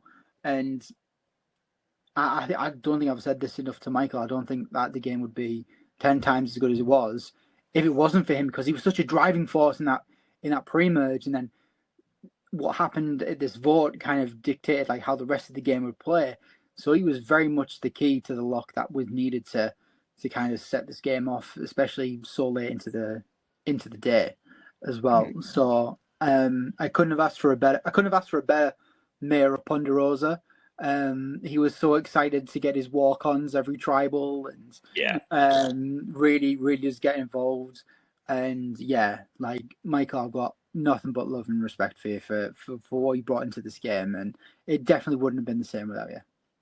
Awesome. I said to you before the game, I said to Jake, we had like pre-game discussions of what to do, and to me, winning would be amazing, but the thing I've always said to both of you was, I want to be entertaining casting. I want to be, a memorable player that if it blows up in my face, it blows up in my face. But to me, playing hard is the most important thing. And yes, I can have regrets about the idol, but I do like that I went out there and gave it everything I had. And I do think my various idol shenanigans caused a huge target on my back, and it was just, let's just get rid of this guy. And I will say, another idol was hidden. I guarantee you, if I survived that vote, I would have found that thing in seconds. I would have scooped it up. I should applaud Michael's stance for the immunity challenge as well. So were you standing on the planks? Because, budget. Everyone was kind of like legs together, a little far apart. Michael's legs were like this, like all the way. Because I was looking at the footage, and we got a group chat with all the players. I took a picture. I was like, "What the fuck? What's this? Why are you stood like this?" Just having fun. We just assumed it was stuck to the leg. So it was awesome. A long, sweaty 3 days. Yeah. It was. Yeah. Well, so, this has been... thank you for joining us. That's the end of the game. Bye. Yeah. But no, I mean, this has been great, so I appreciate. No, I'm joking. There's a whole other match. Well, I know that. I mean, yeah, we can keep going if you guys want to talk about the rest of it. So I mean, so final 9, we do have the Idle Hands, the Tied Destinies twist. Michael and I have talked about this at length for Survivor South Africa. So, yeah, talk about this. Yeah, so fresh off from Michael's boot, we get everything prepped for the Idle Hands challenge. This is the round where we hide an idol at the challenge. So classic Survivor rules, whatever. So we hid the idol under the red plank, under the red tiki, and we favored that. We made sure that when we did the rock draw, there was 8 purple rocks and 1 solitary red rock, and that was kind of like the clue to figure, go over there, pick up the idol. We run the challenge. The challenge is super fun, and then we do the Tied Destinies. So in the show, it's at the start of the episode. Everyone finds out their pair because it's an odd number. We don't do that. So Paul wins, and then everyone draws for their partners. It's really cool because everyone's partner is someone that they're not necessarily aligned with. So it just kind of causes a ripple within the alliances. We send them back to camp, and they immediately just break off into their pairs. And then there's Paul in the center, just walking around going, anyone want to talk to me? Trying to figure out what the hell's going on. So that was fun as an observer. I didn't get to hear a whole lot of conversations because I was busy planning the tribals and stuff. So I'll pass it off to Michael about what he learned. Yeah, so I would like to, at this point on, I apologize to the players and feel free to correct anything that I've had conversations and I've kind of mapped out what I've heard about what happened from the point that I left the game. One brief thing I will say, I love being a part of the jury. Like coming out and listening to Tribal Council, it's so much fun, like sitting there watching players that you've played with and you're invested in, and being on the jury was an absolute blast. Me and Nick, we were chatting to each other all the time, whispering theories like, oh, what's going to happen next? So even though I was out of the game, I did have fun on the jury. We also talked on this podcast when we covered Survivor South Africa about how much I loved the Split Destinies twist. And I was so mad when I learned that that's what they were doing. I was like, I'd love to have been a part of that. I know some of the players weren't super excited about it, mainly with who they ended up with and how it affected the game. But I love Split Destinies. I think it should be something they do all the time. So the pairs were Felix and Millie, Lewis and Jonah, Nick and Malachi, Spencer and Alex. And Nick was heavily targeted. And it was so sad to me because Nick was one of the players. He was the oldest player on the cast. I was the second oldest. And we had a conversation where it was like, we wanted to work with each other just when we saw the age brackets come out. Like, that's us right there. And so for him to go next really hurt. Good news, Malachi, who I had my little spat with, and it became me versus him at the previous one. He was the sacrifice that went out with Nick. So I can't be too mad, but I love Malachi. So I heard there was a 6-person alliance that was potentially building between Spencer and Millie, who we should talk about. Spencer and Millie, get this, Jake, turns out they're brother and sister. Oh boy, we love that. Brother and sister on the same cast, different tribes. There was a player called Lewis who was a complete detective, who somehow worked it out. I had no idea when that came out. It blew my mind. So that was a whole other dynamic that was going on under the surface. So that alliance of 6 didn't really come together, and unfortunately Nick just took the brunt of the vote. I think it was another pretty, not quite unanimous, but pretty hefty vote against Nick. Yeah. And it was a fun round. I feel bad for Malachi, but he respected the game, and afterwards he was just like, look, I've played these live games before. No one's got me out on a majority or plurality vote so far. So I'm liking my chances. So he was quite happy with the experience. But Malachi, if you ever watch this, I'm sorry. You got Sareed out, I guess. 0 votes. Or Amy with Rainier in South Africa. Yes. She went out without getting actually voted out. All right, the final 7, you guys had minefield. So yeah, walk us through this round. Yeah, so minefield, if I remember correctly, this was the sat in the middle, and then they had to, it was kind of based off of Champions Contenders, where they have to wait for my goal, collect an idol, or whatever. So we retooled it so they were in the middle, and then they had rings one side and rings the other, and then they could then have to split off and try and collect the ring, and it would continue until there was 2 people left, and then we set the ring right across the end of the field. Jonah won the challenge and knocked it out of the park. Alex Alex flew in the air for a few of those rounds. She went over the rings.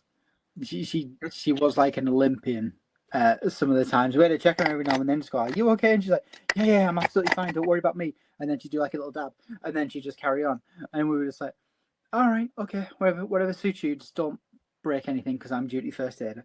And I think it was this round where it was the split between Spencer and Alex. Yeah. Yeah.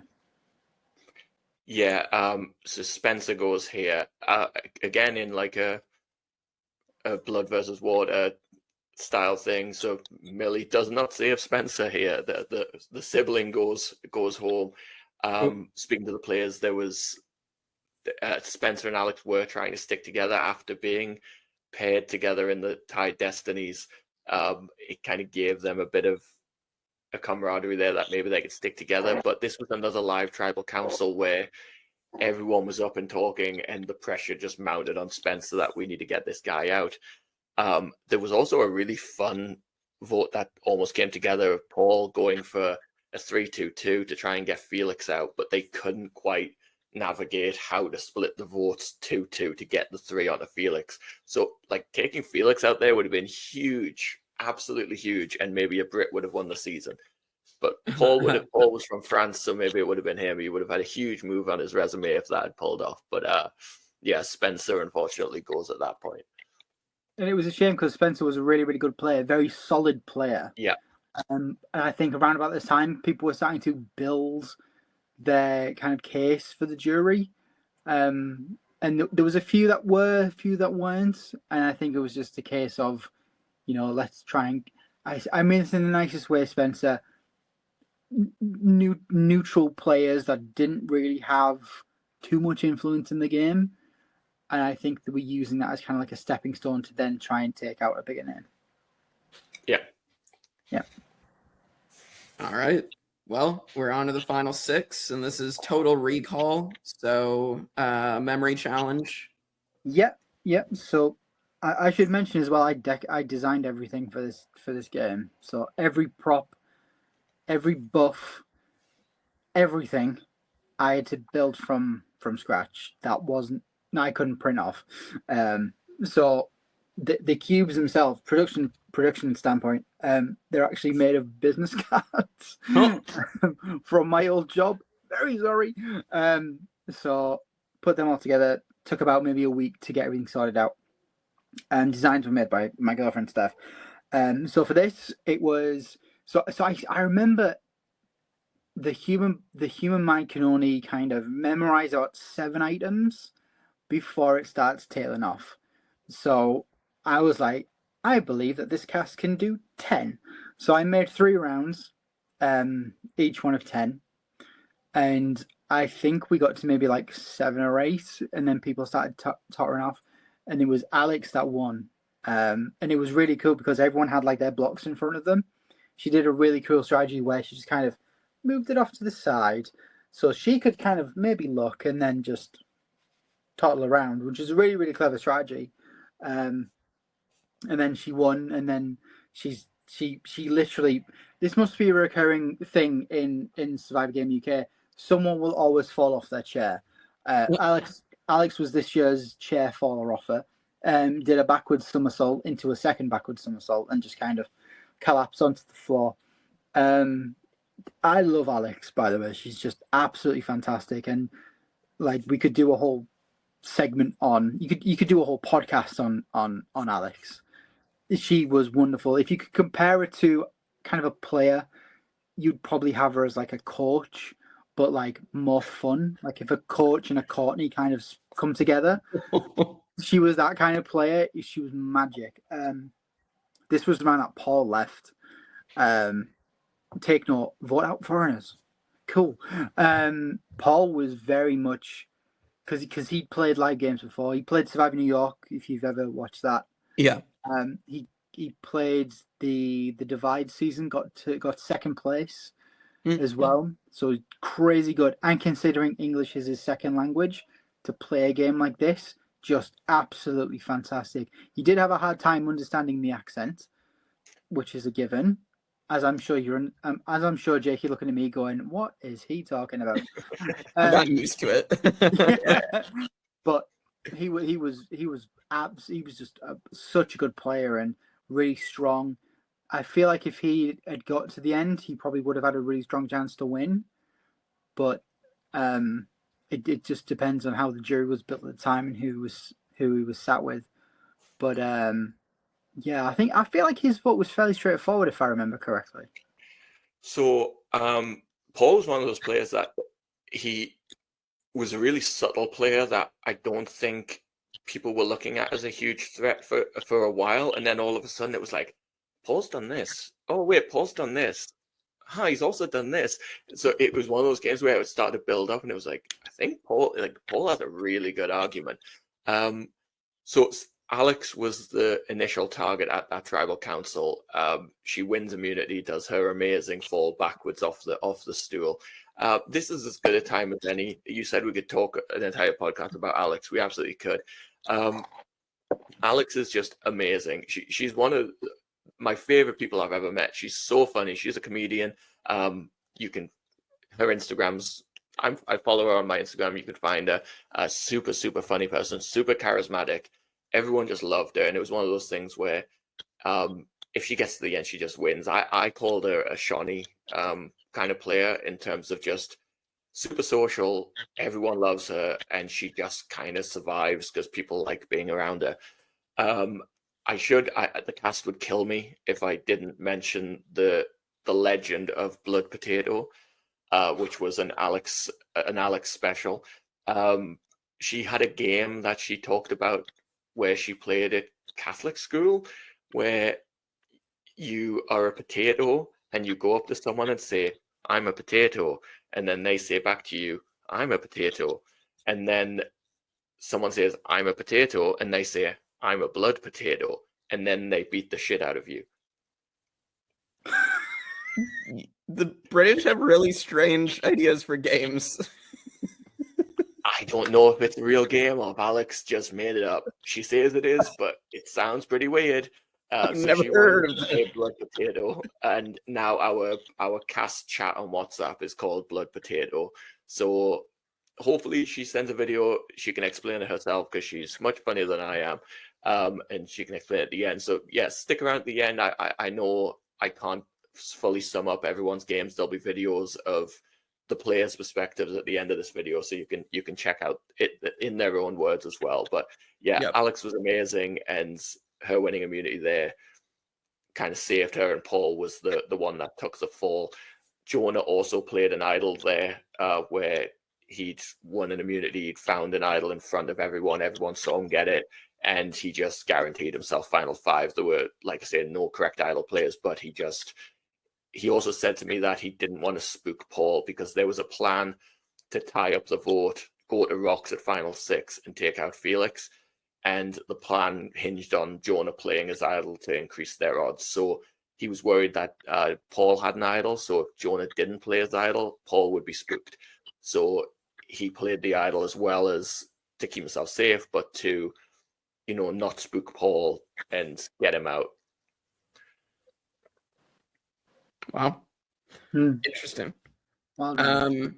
So yeah, then you guys have the end game, and so you had the final five had to pack up the camp and bring everything to the main area. So Yeah. So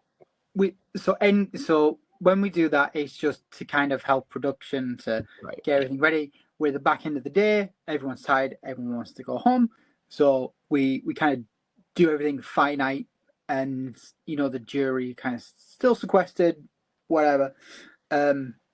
We do a numbers game, which is won by Jonah. Jonah wins by essentially breaking the challenge. He figures maybe 3, and then he's like, okay, these are definitely right, and then he just kind of goes check, check. Jonah wins, and he's so happy. He's got himself he's bagged himself a spot on the final 4. Strategy wise, it was pretty clear cut. It was 3 original Facsetti. By this point, these 3 had just went, it's us, we're end gaming it together, and then it was 2 Caliban, and we could talk about the strategy and the chats and stuff like that. I want to talk about, I was doing tribal and I was asking questions and everything was very run of the mill, and we have torches at bookends of the players, and I'm talking to Jonah. Now the corner of my eye, I can see Alex on the torch, and she's doing something, and I'm thinking, is she doing what I think she's doing? So I don't worry about it so much. And then I'm talking around, and I'm gonna have to come to you, Alex. What are you doing? She's going, don't worry about it, and she's unhooking the props from the torch, and she's building an idol at tribal. Oh. At this point, the jury are just like, what the hell's going on? The finalists, the rest of the final 5 are just like, oh, that's just Alex. And Alex is, what I love about Alex is that she's very charming and very disarming. I think that's what helped her get so deep into the game, is that she's willing to just go, look at me, I'm a silly goose. And then when you're going, oh, she's a silly goose, she's sharpening the sheath to get you. So she's building this idol in front of everybody. And in the back of my head, I'm going, that's not going to be an idol. She's not going to try and play this. But she's playing along. She's playing the game. She's going, this could be an idol. Don't vote for me. Anyway, it doesn't work. Everyone votes for her. But she does something I've never seen anyone do before. Is that when she wrote down Lewis's name, she put Lewis ×5, and that got a big laugh out of the jury, as well. And I think that's just testament to social capital as well. I mean, she could have literally, I hyperbole, of course. I think Alex could have choked somebody to death at that camp, and she still would have won 7-0. Wow. She was so good of a player, and she was just wonderful from top to bottom. I mean, to try and pinpoint her gameplay is just trying to find a needle in 10,000 haystacks. Yeah, you're not gonna find it, and by the time you found it, she's taken it and she's ran off with it. She was just so much fun. Like, yeah, pure fun. Like, she brought so much fun to the game, and like everyone loved her. Yeah, she, like, it is one of those things where you just have to take Alex out. Like, no one in their right mind is going to sit next to Alex at the end. I will say I would have loved to have seen Alex's final tribal performance, because it would have been pure hilarity. But yeah, I think it was a pretty easy final 5 vote. You just got to get rid of her. But having a fake idol and flaunting it around a tribal was so much fun. And she's there going like, you better not vote for me. It's funny. And even when we were doing challenges, it was, especially going to like the Brawlhalla challenge, when she was paired up with somebody, she's like, how strong are you? Like trying to like just get him off guard. And when we were doing idle hands, she was up against Millie, and Millie was just like a stone against her, and she was trying to push her, and Millie wasn't going. She was just like, where did all this strength come from? Trying to like fake her out, but she was just phenomenal. And if she ever makes it over to the US and she does a live game, my endorsement goes to Alex Franklin. She is fantastic. Please get her over there. She will do wonders for any live game, you will never have a bad day with it. Agreed. All right. Well, we are down to the final immunity challenge, Fallen Comrades. This is a Survivor classic. I mean, it hasn't been around since Marquesas, so... Yeah. So I love this. So at the start of so when everyone got selected, we made them fill out a questionnaire. This questionnaire will then go onto the wiki. It's the same questionnaire that all the contestants fill out on the show. And so it was, everyone got the parchment. Everyone had to figure out who the jury members was. Name was like first to 5 or whatever. Really, really straightforward challenge. Felix wins. Felix is just he had his finger on the pulse the entire game. It was the tribal, again, the final 5 and the final 4 tribal councils are probably 2 of my favorites throughout the entire season, because by that time it was 3 on Caliban, 3 for SETI, 1 Caliban. He was the 3 taking out the Caliban, and that was a tribal where everything got exposed, literally everything. And I think this was the round where Michael's face dropped when he found out about Spencer and Millie, because Michael was literally about 2 foot away from me as I was doing tribal, and his face was all the way through. It was so fun, but it was great because Lewis knew he was going to be out, and he knew there wasn't any way that anyone was going to try and budge. And we tried, and we said, like, maybe you could do this, maybe you could do that. And then we're going to the Facsetti people. You know, do you honestly think you can beat this person? I mean, look at Lewis; he's blowing up his game here right now. But I think Lewis was such a good orator that he could convince a jury to vote for him. I'm not sure what the jury's opinion was of Lewis at the time, but from my perspective, it felt like if you stood him in front of a final 3, he could sneak in a few votes. Yeah, Lewis kind of like a Paul, I think, where it was a real slow build, and then it was like, oh, actually, like, Lewis has a real shot at it. Like, he really came out swinging at that tribal, where it was like, and he worked out the Millie thing, the Millie Spencer thing, and he was on the bottom for a very long time, and he survived against the odds constantly. So yeah, I think he would have had a good shot if he got the final tribal. But yeah, sadly, I was very happy that Facsetti stuck together and went to final tribal together. It was nice to see my people there without me. Yeah, so we get a final 3 of all Facsetti, and I actually got really emotional.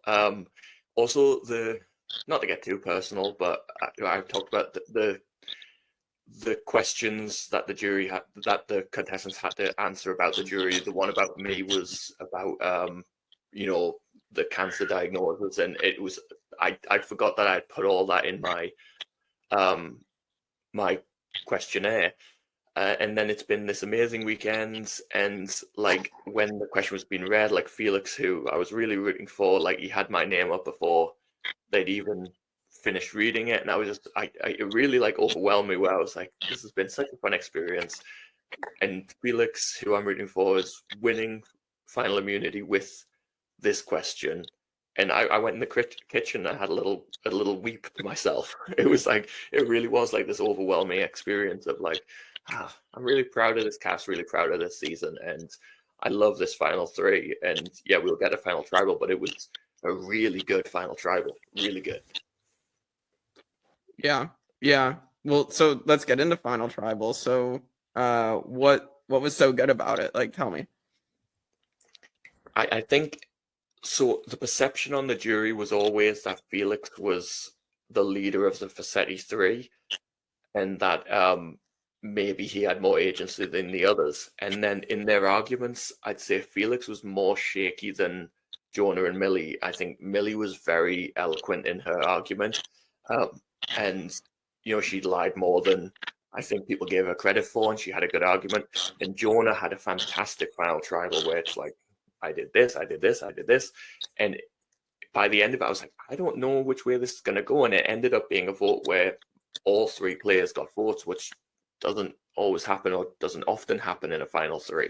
And Felix did end up winning. It was 6-1-1 or 7-1-1, whatever. I can't remember what the exact number of jurors we had, but it was just a really good back and forth, and the jury took it really seriously, and we all had specific questions we wanted asked answered.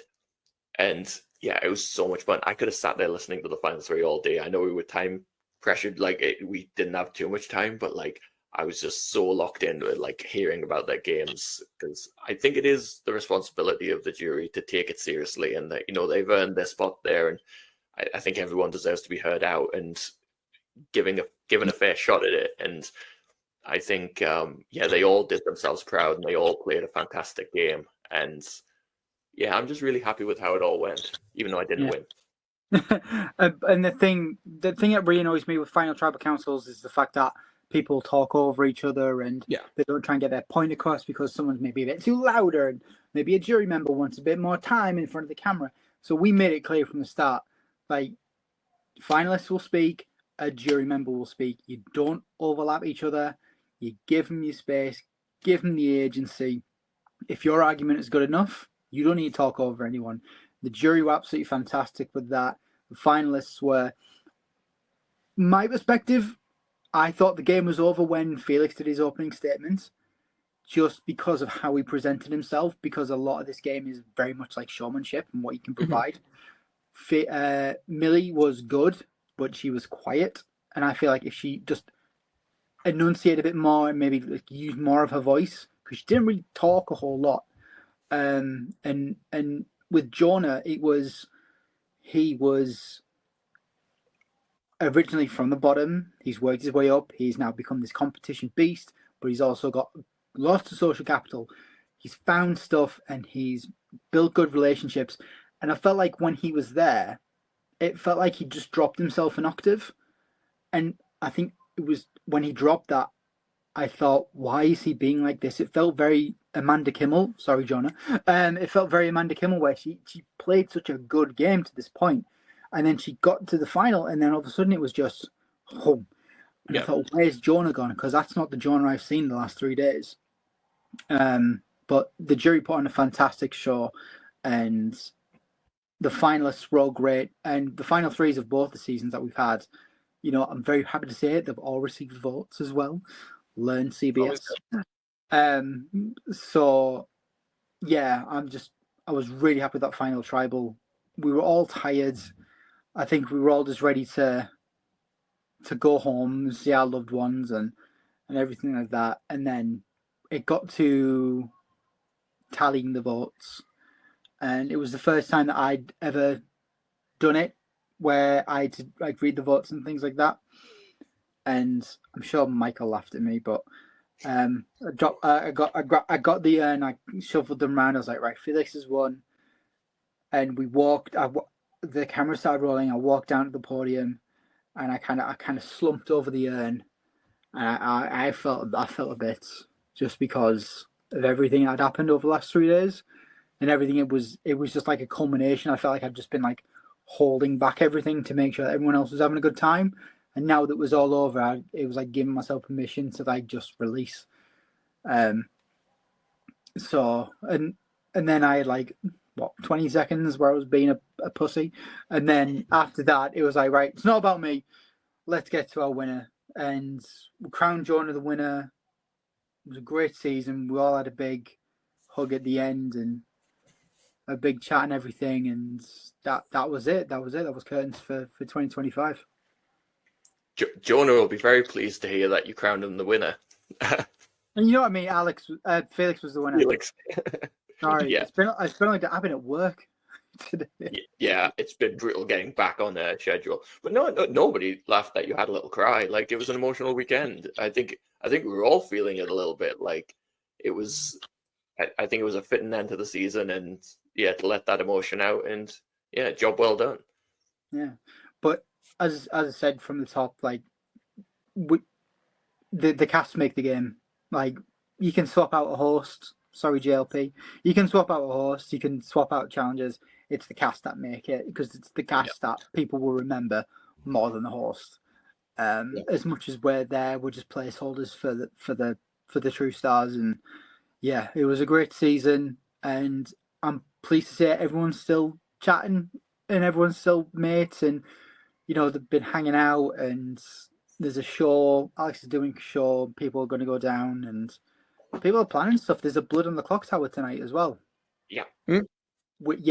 So Dwight from 43 is hosting it. Nice. So they're all going to get together and play Clock Tower. I'm not. I'm just going to sit and play Fortnite. But it's just been amazing. It's been nice to reminisce. I mean, it's only been a few days, Mhm. and it feels like yesterday. And it's a feeling that I'm not going to forget for a really, really long time. Like, loved it. It was 2 years worth of planning, and yeah, we stumbled and we fell, but all in all, it was good. 10 out of 10. Do it again. It's good to hear, Rob. I love that when Survivor fans, we can come together and talk about the experience that we've had hosting or playing games. And I was excited for Michael when he was telling me in our friend group, our podcast group, like he got cast and just, everything, and was super excited for him to get to play. So yeah, well, it's good enough that we're going to be doing another season, so fingers crossed. Yeah. Apply. You'll have a really good time. Yeah. So we're gonna put the other cast members at the end of the video right here, so you guys can go check that out. And otherwise, go subscribe, share, like, comment, all the stuff for the channel. Check out the rest of our content, and we will see you all next time on the Tribe of Nerds.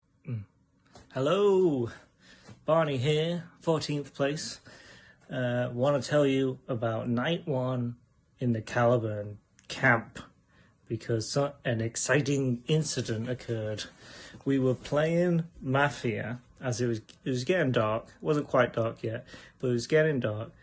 We were playing Mafia to bide the time, and we were in the middle of our second game, of which Spencer died first in both games. That's just a fun fact.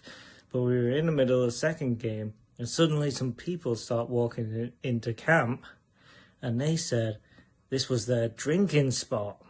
That's right, a bunch of teenagers started coming into camp. There had to be like 7, 8 girls and maybe the same amount of guys. Like there was like 15 of them.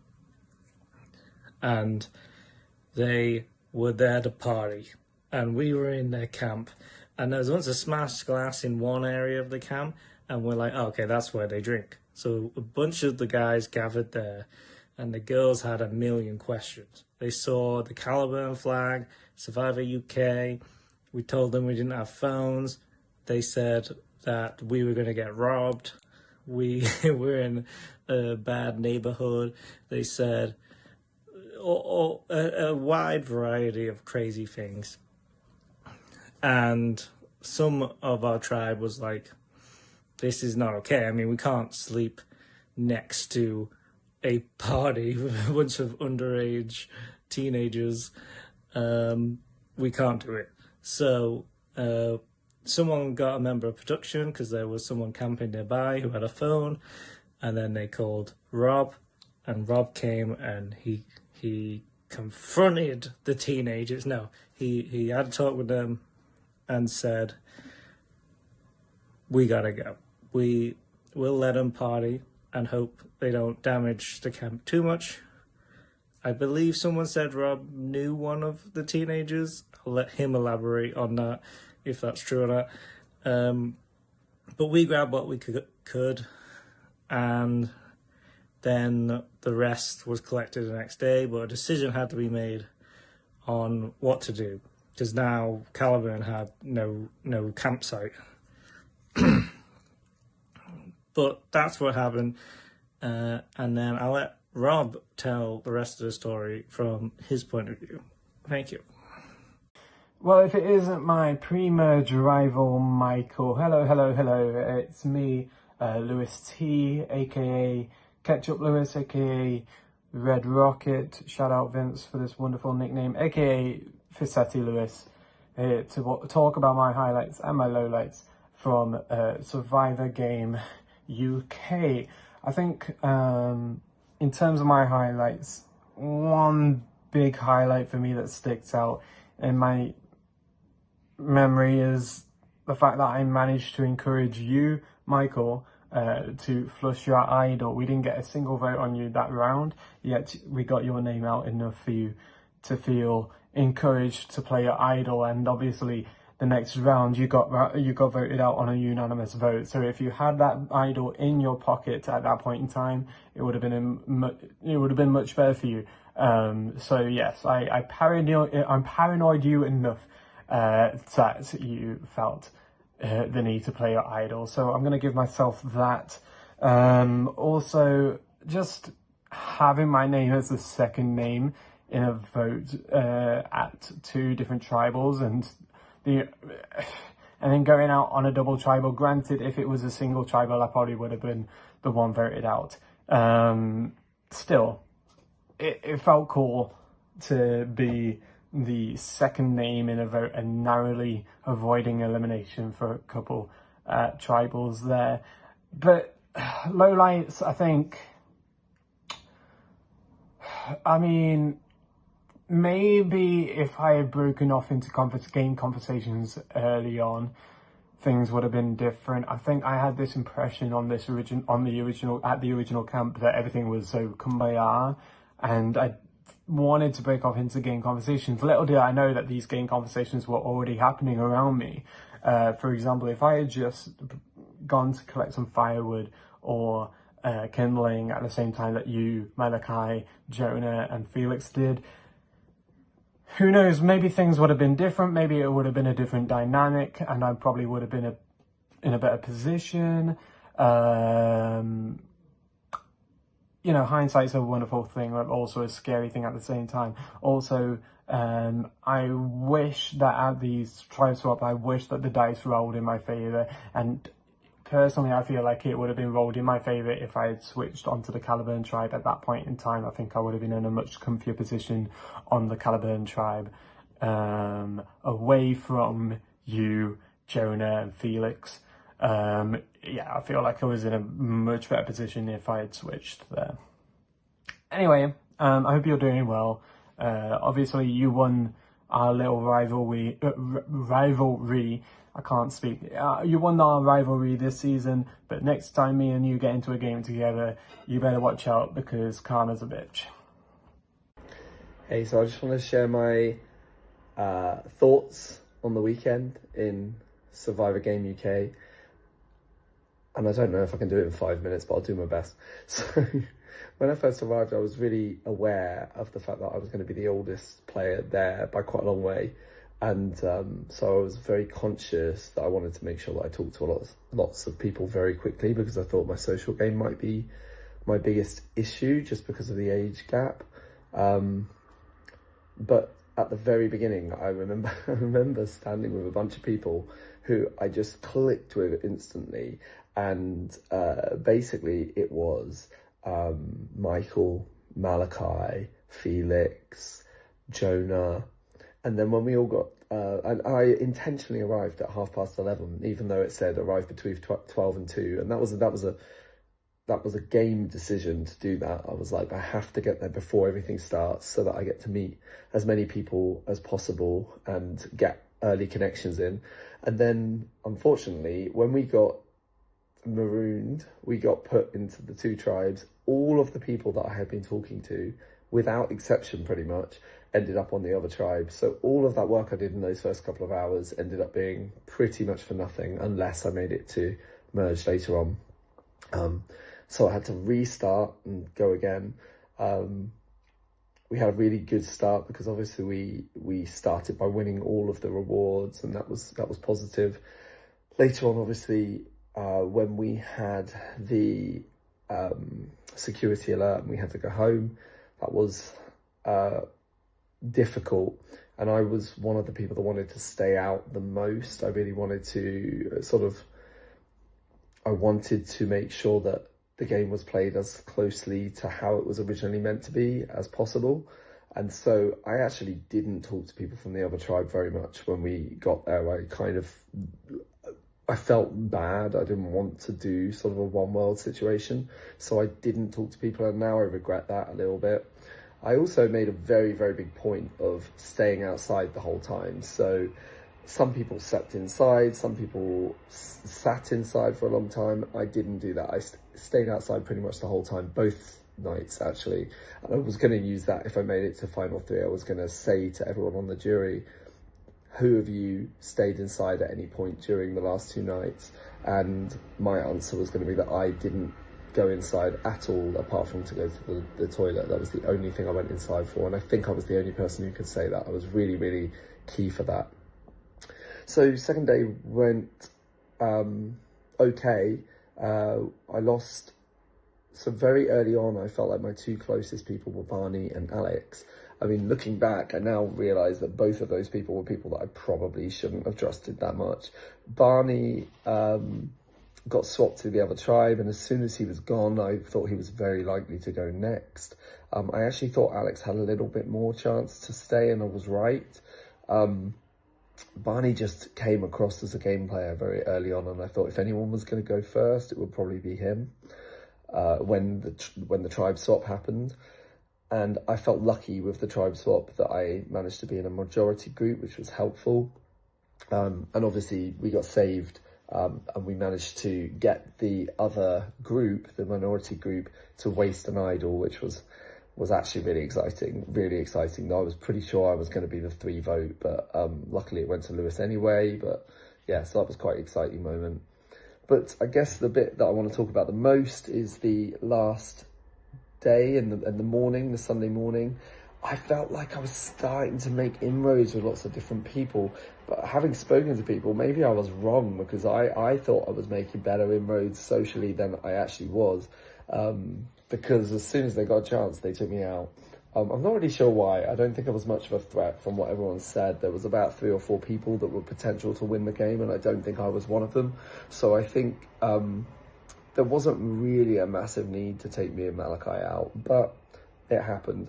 Obviously, we had the twist. I've never watched Survivor South Africa, so I didn't know of this twist, didn't know it existed, and I was pretty shocked by it and disappointed, and as soon as it happened and we realised we were in these pairs, I'd already been thinking about aligning with Malachi anyway. Like, Malachi and I had talked quite a bit, and we, just before Lindsay's vote out, we were getting to a point where I was thinking maybe Malachi is someone I could work with later from the other tribe, and this could be an opportunity. And then when we got we were duoed together, I thought, well, this is definitely an opportunity for us to get together. I mean, we were kind of forced to. We were approached by Paul to vote out Millie and Felix, and he was pretty clear cut on it. He said, we should do it, we absolutely should. Obviously, only 1 or 2 people were aware of the relationship between Spencer and Millie, and I think that probably held it back quite a bit. Alex came up to me and she said, and this was the area where I really messed up. Alex came up to me and she said, your name is on the chopping block. Who are we going to go for if it's not going to be you? And then she said to me, who do you think can beat you at the end? And in that situation, I was like, I didn't know what to say. I was like, I hadn't really thought about who could beat me or who couldn't beat me yet. I kind of was waiting to think about that a little bit later. I just wanted to get through each round. And Alex said to me that what she wanted me to say was Spencer, because she wanted to know that that I would cut ties with him if needs be later on. And if I had, then she'd have considered doing something different. During Tribal, there was a lot of whispering going on between Alex and Spencer in particular, a little bit of Felix and Millie too, but mostly Alex and Spencer. And Malachi and I whispered to each other, it's going to be us. We knew it was going to be us at that point. And I was so tempted to get up and make the Tribal live. I should have got up and spoken to Alex and Spencer. They were my 2 closest allies at this point. I really, really wish I had got up and spoken to them. Spencer has said to me that if he'd been pushed a little bit harder and thought about it a bit harder, he probably would have voted Felix and Millie out, despite Millie being his sister. One, I think that's a really big game move to take your sister out if it's the right thing for you. Two, I think we were starting to realise, I think people were starting to realise that Felix was the big player here, and that this was probably the best opportunity to get rid of him, because you didn't need because we were almost working as units, we didn't need as many votes to get him out, and it would have been a good opportunity. So I think there was an option there, which Paul did put forward, of Paul, Alex, Spencer, me and Malachi voting for Millie and Felix. And if I had just been a little bit more movable, if I'd been a little bit more open to changing my vote from Lewis and Jonah, then I think we could have survived that. But that's Survivor, that's the game. We didn't, and that was our mistake. So I loved it though. It was an incredible long weekend. I can't believe it's a week ago. It feels like yesterday, and I have dreamed nothing but Survivor since, and I want to go and do it again, basically. Anyway, it's been an absolute pleasure to play with everyone, and I can't wait to hopefully see lots of you again and maybe play some games, and next time I hope to do a little bit better. Hey everyone, Jonah here from Survivor Game UK, your joint runner-up, here to talk about my experience playing the game. Honestly, I had so much fun.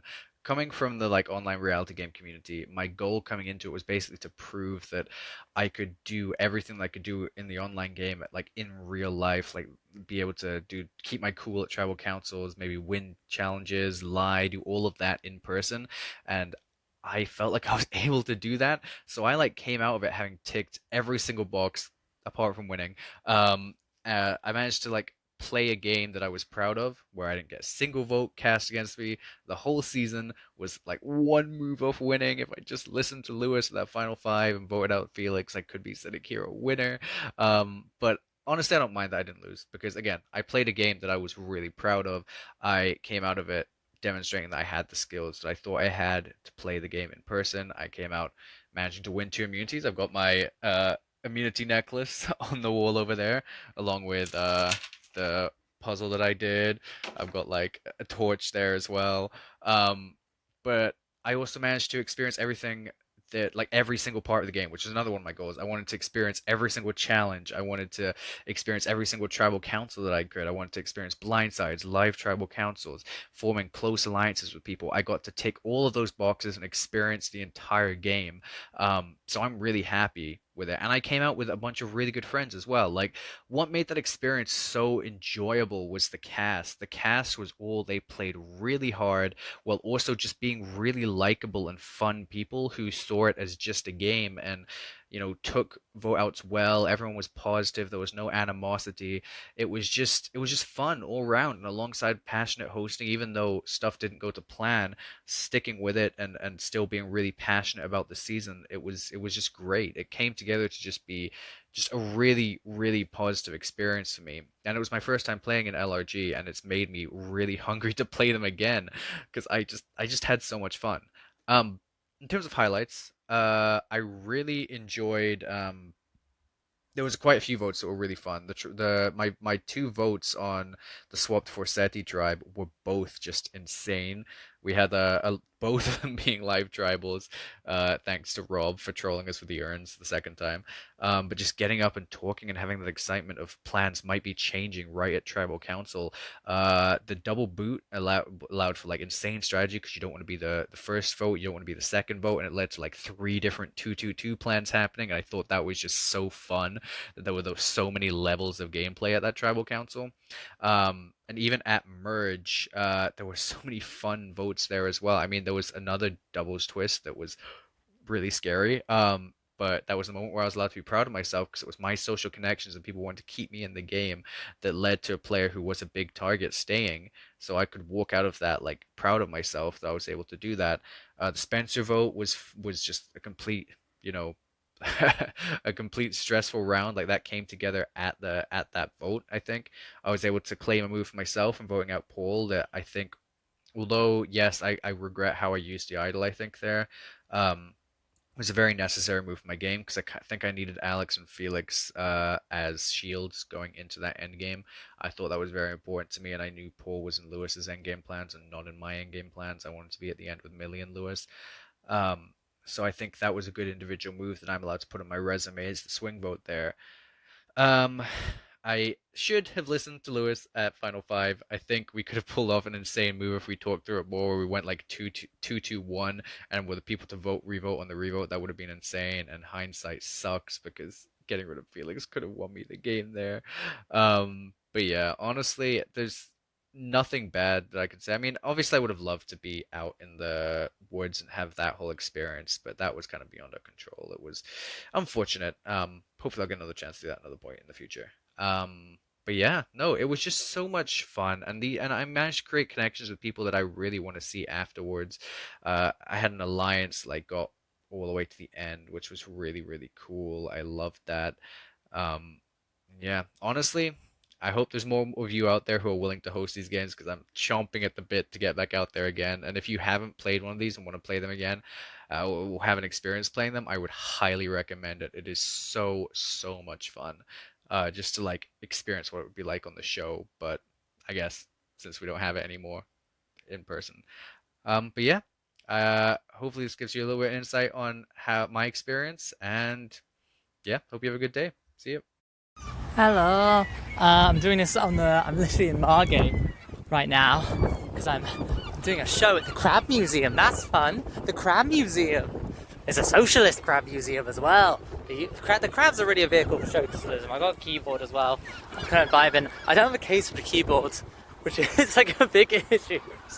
So I just run around with the keyboard, which is so fucking stupid. But anyway, here's the sea. Oh, it's already starting to rain a bit. I hope the keyboard doesn't get wet. I'm in such a struggle, like all the time. Okay, listen, I'm here. I'm doing a little voice note. Ignore my lack of makeup and all that. I'm basically doing a voice note to be like, what happened in the game. So, okay, from my perspective, I don't know what you need to know, but from my perspective, everyone suddenly having like this big threat out of nowhere because everyone thinks I'm too silly. I'm too silly. I guess, I don't know what round I talk about Blood Potato a lot. There's this game called Blood Potato. We used to do it at Christian camps, you know, it's got to be good.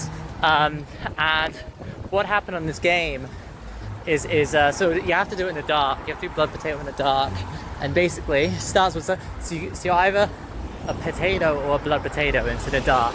So if you're a potato, you like wander around in the dark until you bump into someone else, and then you whisper potato, and if they're a potato, they'll whisper back potato, and everything will be fine. You go your separate ways. But if you bump into someone and then you have to whisper potato, and if they whisper back as the blood potato, they whisper back blood potato, then they get to beat you up, is what happens. That's the ambulance is appropriate. It's okay. We actually never did it. We kind of just heard, I know of people who did do it, there's rumors of it. Anyway, my hairs go all over the place. Let me try and get you just, okay, kind of a bit better. In terms of the game, I think, okay, so going in, I was very like, trying to make alliances with a lot of people, be well connected, not get voted out early, which I did succeed in, but I think it meant that people, people were spooked. There was, I guess, in terms of the pre-swap, there was a group of a few of us, and it was loosely just based on like vibes and trust. I think what works quite well in Survivor, and I think people underrate the social aspect of Survivor. A lot of the time it's I use this analogy of like, it's like a game. I think I've heard this before from someone, but it's like a game of poker, and your social ability dictates which cards you get, and your strategic ability dictates how you play those cards. And I think my aim was to, like, going in was to stack myself with like the best cards possible. And so I think the tribe swap was a good moment. That was my probably best moment, because I was just like, in theory, I think I should have been targeted. Like, there's an easy way that I'm targeted very quick, especially when I basically got tribe swap with like two of my least well, I could work with Marshall, but Barney, I kind of knew on my tribe was probably gunning for me because he hadn't taught strategy with me. So I was like, that's a bad sign. And he looked like someone who knew what it was about. So I was like, the fact he hasn't means that I'm the target. But then worked with yourself, Michael, Jonah, and Felix. I just had like some good chats and like honest chats and authentic chats, and I think that worked quite well. And I think we understood the same players, and we were just like very clear about what our goals were and how we could work together. And I think it kind of like works to be like have the same play styles. I kind of made myself seem a bit weak and on the bottom so they could bring me in, but also I freeze for that video is insane. That's all over the place. I don't know if I'm going the right way actually. I'm walking to this crowd museum thing. Anyway, I'm going to try and not ramble too much, but basically that was good. I was pretty that like pre-merge it really achieved the aim of being like relatively insulated to the point where like there was no real threat of going, even though I probably should have been going at points kind of, which was nice. And then a merge happened, and my aim going to merge was to keep all the big, and I actually said this pre-merge as well very early, but I was like, my aim going to the merge was just like to keep as many like very noticeable, loud, and like targetable people in the game, because that would let me keep going. I'm aware of the type of person I am, and I'm aware I take up, without meaning to, take up space. So because of that, and I'm a bit silly, so because of that, and also I think just being a minority, you're inherently more noticeable. So I was just like, I need to make this a situation where other people can be more noticeable than me. So I was like, okay, let's bring in so my vibe was like, I wanted to keep in like Nick, Michael. I would have wanted Marshall in the merge actually. I was more worried about the people who were like quieter but like clearly good, and also weren't working with me. So for example, Spencer and Barney early on my tribe. And then it sometimes didn't go to plan. Michael's a target was annoying because I was like, this is bad for my game and bad for Nick's game and bad for a lot of people's. And I was angry and I was like, "Rrr." But then that happened. I think I was set up actually okay if the Tide Destinies didn't happen. That kind of lost me. Nick, who was a close ally, and Malachi, who we just started working together. So it was a bit screwy. And it was actually the worst setup. And then, I'm going to pause here and do another one. Okay, I'll try and make this the last one. But Tide Destinies was paired with Spencer, and I'm pretty confident Spencer would have gone that round. I think we had 5. Felix really wanted to get Spencer out. I wanted to get Spencer out. Me, Jonah, Malachi, and Lewis all wanted to get Spencer out. So I'm pretty confident he would have gone in that round. That would have been good for me, and I could have like, I could set Nick up as a target / have Malachi working with me. And I think Malachi, I was like, I feel like there's end game prospects. I think we'd have to talk a bit, like it would depend on a lot of things, but it was kind of like workable. But yeah, that kind of biffed things. I think we should have targeted Millie and Felix, but even then I actually don't know if that would have made that much of a difference. Felix was a close ally as well, and I feel if I lost him I'd actually lose a lot of ground, even though we wanted to get rid of Millie as well. But I wanted to get rid of Millie separate to Felix. Well, so the next round also, the key goal was to get rid of Millie. We could never get the numbers to do that in such a way that I wouldn't be a target, because suddenly my name was out there everywhere, and apparently been thrown out in a way. Felix, I think day 2, told me, when we like start day 1, then start day 3, basically it was like, people are worried about me as a social threat. And I didn't know what I was like, that's faster than I thought, which worried me. Anyway, my vibe with that is also just like, a social threat is always like, you can just get them out later, so it's not that bad. But anyway, final 7, it was Spencer and me. I think we managed to convince Jonah. I think Jonah also just like was like, it's the best move for me to get rid of Spencer, because he was clearly able to, I think he was able to work with me more than Spencer. And I think Spencer was more connected and he was worried about Spencer. But I kind of pulled Spencer aside at one point and was like, this isn't good for both of us, let's try and get someone else out. The ideal would have been Jonah actually, because then we probably could have done a 3-2-2 in Jonah, but anyway, it had to be, unfortunately it was Millie. I don't think it was unlikely to do that. But, wait one sec. This is going to be the last one, I promise. But basically, yeah, I guess, am I going this way? I think I'm going this way. It had to be, I'm glad we got made to Spencer by default. It kind of set me up as a bit of a target. Me and Felix had a very frank conversation about how we thought we clearly, I think at final 6, in fact final 7, we clearly knew each other were threats, And so we had very honest conversations about being like, hey, I am slightly worried about things at the end, all this sort of stuff. I think, and I'm aware that's not the best rap. I'm also like, I think we respect each other as like players in the game to know that kind of was like obvious. I think in a sort of Camilla Kyle season 48 way, it's like we kind of know this has to be the case. If possible. Final 6, I actually was so confident. Final 6, I actually told people, I was like, I'm winning this round. The challenge, I was like, I'm really good at memory challenges because there was a bunch of reasons. But anyway, did that. There was a plan to do a 3-2-1 in pool, but then Jonah came with us anyway, so it ended up being 4 votes in pool. I should have told Lewis. I didn't. I don't know. I think I thought it'd be funny, but also just like didn't come up. I was like, oh. But yeah. Maybe Millie would have been a better target. Again, I don't. She was quite insulated. I don't know if we can get rid of her. I think Millie, actually, we could have got Millie out. That would have changed a lot of things. And then final 5. I biffed the puzzle. I mean, Jonah's good at it, so I was a bit like, a bit worried, and I panicked a bit. But I think Jonah was still very good. I think if I was a bit calm and I didn't have Jonah, I was like, there's a chance I could have done it. I think I was aware to do like 3 immunities in a row, essentially. The annoying final 4, I'm pretty confident I would have won. But anyway, okay, I'm gonna stop yapping.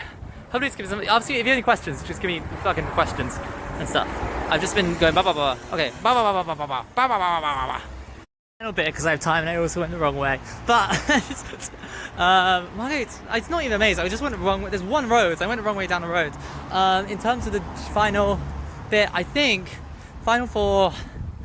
Final 3. Well, final 4, Felix did the win. He did what he needed to do. I was kind of probably always going to vote for him just because he was like a tight ally and we'd had a lot of like, we just talked a lot, and I also really, I said to his face, I really respected his game. And then, but yeah, I think in terms of, I think Jonah made a very good series of speeches. I was like, I actually think it's a chance. I think he made some missteps in terms of awareness, because his whole game was like, he made his game like social awareness and positioning. And he was very good at the positioning, but I think some of his reads were a bit wrong, like the final 9 vote about why him and Lewis were kept in, and a couple other times I was like, I think you haven't quite got the full picture here. If he did, actually, I would consider, but I still think I still would have got to feel it's just on an emotional level. I'm very much I like being strategic, but I do actually have like emotional points, just being like, yeah, it's a I'm impulsive and have a vibe, I think. But like, yeah, Felix, Millie, if she enunciated what she'd done a bit more, I think there's still a chance, but it was pretty, yeah, Felix all the way. I like to think I could have done a very good tribal council speech. I have this whole idea of Survivor as storytelling, and I think I could tell the story quite well. I think I had a very good story going in, about who I was, who I am, how I played, and what I achieved over the game. But who knows? Never to see again. Apart from maybe All-Stars, baby. Catch me in All-Stars. I'm gonna fuck y'all up, you motherfuckers. You don't know nothing, you going in. Peace out, suckers.